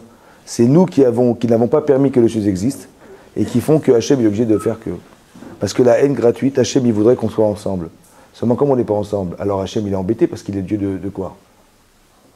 Nous on ne se rend pas compte que quand on se sépare de l'autre, on se sépare d'Hachem et on empêche Hachem d'exister. Vous vous rendez compte de la folie? Par exemple, il y a marqué, si on fait les si on fait les mitzvot, ouais, Natati betarat sechem, je donnerai des pluies, Beyoru malkosh, au printemps, à l'automne, etc., vous aurez des pluies. Mais sinon, Vayicharaf Hachem, Ve'atzar et Hashamaim. Hachem va se mettre en colère, il va arrêter le ciel. Ça va? Il va bloquer le ciel. Donc ça veut dire qu'on n'aura pas d'eau. Et alors? Ben, on n'aura pas d'eau, voilà, on n'aura pas d'eau, et alors? Il dit, bah, Dieu nous a punis, on n'a pas d'eau parce qu'on ne fait pas les mitzvot. C'est vrai ou pas? C'est vrai ou pas? Mais c'est faux. Pourquoi? Parce qu'écoutez bien, c'est quoi la fonction d'Hachem sur la terre? Qu'est-ce qu'il avait comme intérêt de créer le monde Hachem? À quoi ça lui sert à lui? À quoi ça lui sert? Ça lui sert à rien d'autre qu'avoir la satisfaction d'avoir fait quelque chose qui a un sens. Comme nous, on a des enfants, que ça sert. Est-ce qu'on va leur demander à la fin de... Quand ils vont se marier, ils disent, écoute, j'ai fait mes calculs, ouais. Depuis que tu es né jusqu'à ton mariage, tu m'as coûté environ 3 500 000 euros. Bon, ben, tu me les rembourses quand tu pourras. Bon. Ben oui, c'est ce que à peu près ça m'a coûté. 3 500 000 euros, en gros, quoi, avec la scolarité, la nourriture, le machin, les frais extérieurs, environ 3 500 000 euros. Bon, ben, tu me les rembourses petit à petit quand tu pourras, c'est pas grave. Est-ce que c'est comme ça qu'on raisonne? On dit non, le seul intérêt qu'on avait, c'est la fierté qu'on a d'avoir des enfants qui sont équilibrés, mariés, machin. Ça nous a coûté, en vérité, ça nous a coûté le bonheur de les voir. Hachem, c'est du coup le bonheur de voir. Maintenant, quand Hachem il donne, c'est dans l'intérêt de faire vivre. C'est vrai ou pas? Mais vous imaginez que nous, quand on fait une Avera, on va l'empêcher de faire ce qu'il doit faire. Que si le ciel va s'arrêter de pleuvoir, c'est que nous, en faisant une Avera, on l'a empêché, lui, d'exercer sa fonction essentielle, c'est de faire vivre. Vous imaginez ce que c'est qu'une Avera ou pas? La Avera, c'est de faire qu'Hachem il ne pourra pas faire pleuvoir. Mais pas pour nous punir, parce que quelque part, ça ne mérite pas de vivre. On ne rentre pas dans un projet. Donc Hachem, il ne peut pas s'investir dans quelque chose qui n'a pas de sens. Donc il va bloquer les robinets. Mais pas parce qu'il ne veut pas. C'est pas parce qu'il est vexé. C'est parce qu'il ne veut pas. Il n'y a personne à qui donner. Il veut mettre le Beth Amikdash, il ne veut pas parce qu'on n'est pas solidaire. Alors on est puni, on n'est pas puni. C'est parce qu'on n'est pas solidaire. Donc Hachem, il est le roi de quoi? De rien. On fait l'Avera. On l'empêche de faire pleuvoir parce qu'on n'est pas cohérent avec nous-mêmes. Alors il va mettre de l'eau pour qui alors? Ça sert à quoi la flotte? On ne se rend pas compte de la folie. C'est une lecture de décryptage de la réalité, c'est de comprendre ce qui se passe. On étudie la Torah pour comprendre la folie qui est cachée derrière nos actes. Et qu'est-ce qu'on peut faire de plus d'extraordinaire? C'est dommage, vous comprenez ou pas? Hachem il donne des moyens fantastiques. On a une neshama qui est infinie. C'est fantastique ce qu'on se comporte en nous. On a une faculté à faire exister, à créer carrément des êtres vivants. C'est fantastique. Et pourquoi ne pas exploiter la réalité de la vie plutôt que de la faire vivre à l'envers de ce qu'elle doit être? D'apprendre la Torah, c'est de permettre d'avoir cette cohérence. Vous comprenez? D'apprendre la Torah, c'est d'arriver à comprendre les mécanismes, qu'Hachem, comment il fonctionne avec nous. Donc je ne vais pas trop tarder, mais ce que je vais vous souhaiter, Bédat Hachem, c'est qu'on arrive à étudier la Torah de façon cohérente, qu'on arrive à pratiquer les mitzvot dans le sens de ce qu'on doit devenir, et Bédat Hachem, ça peut être le Mashiach, Amen. Amen.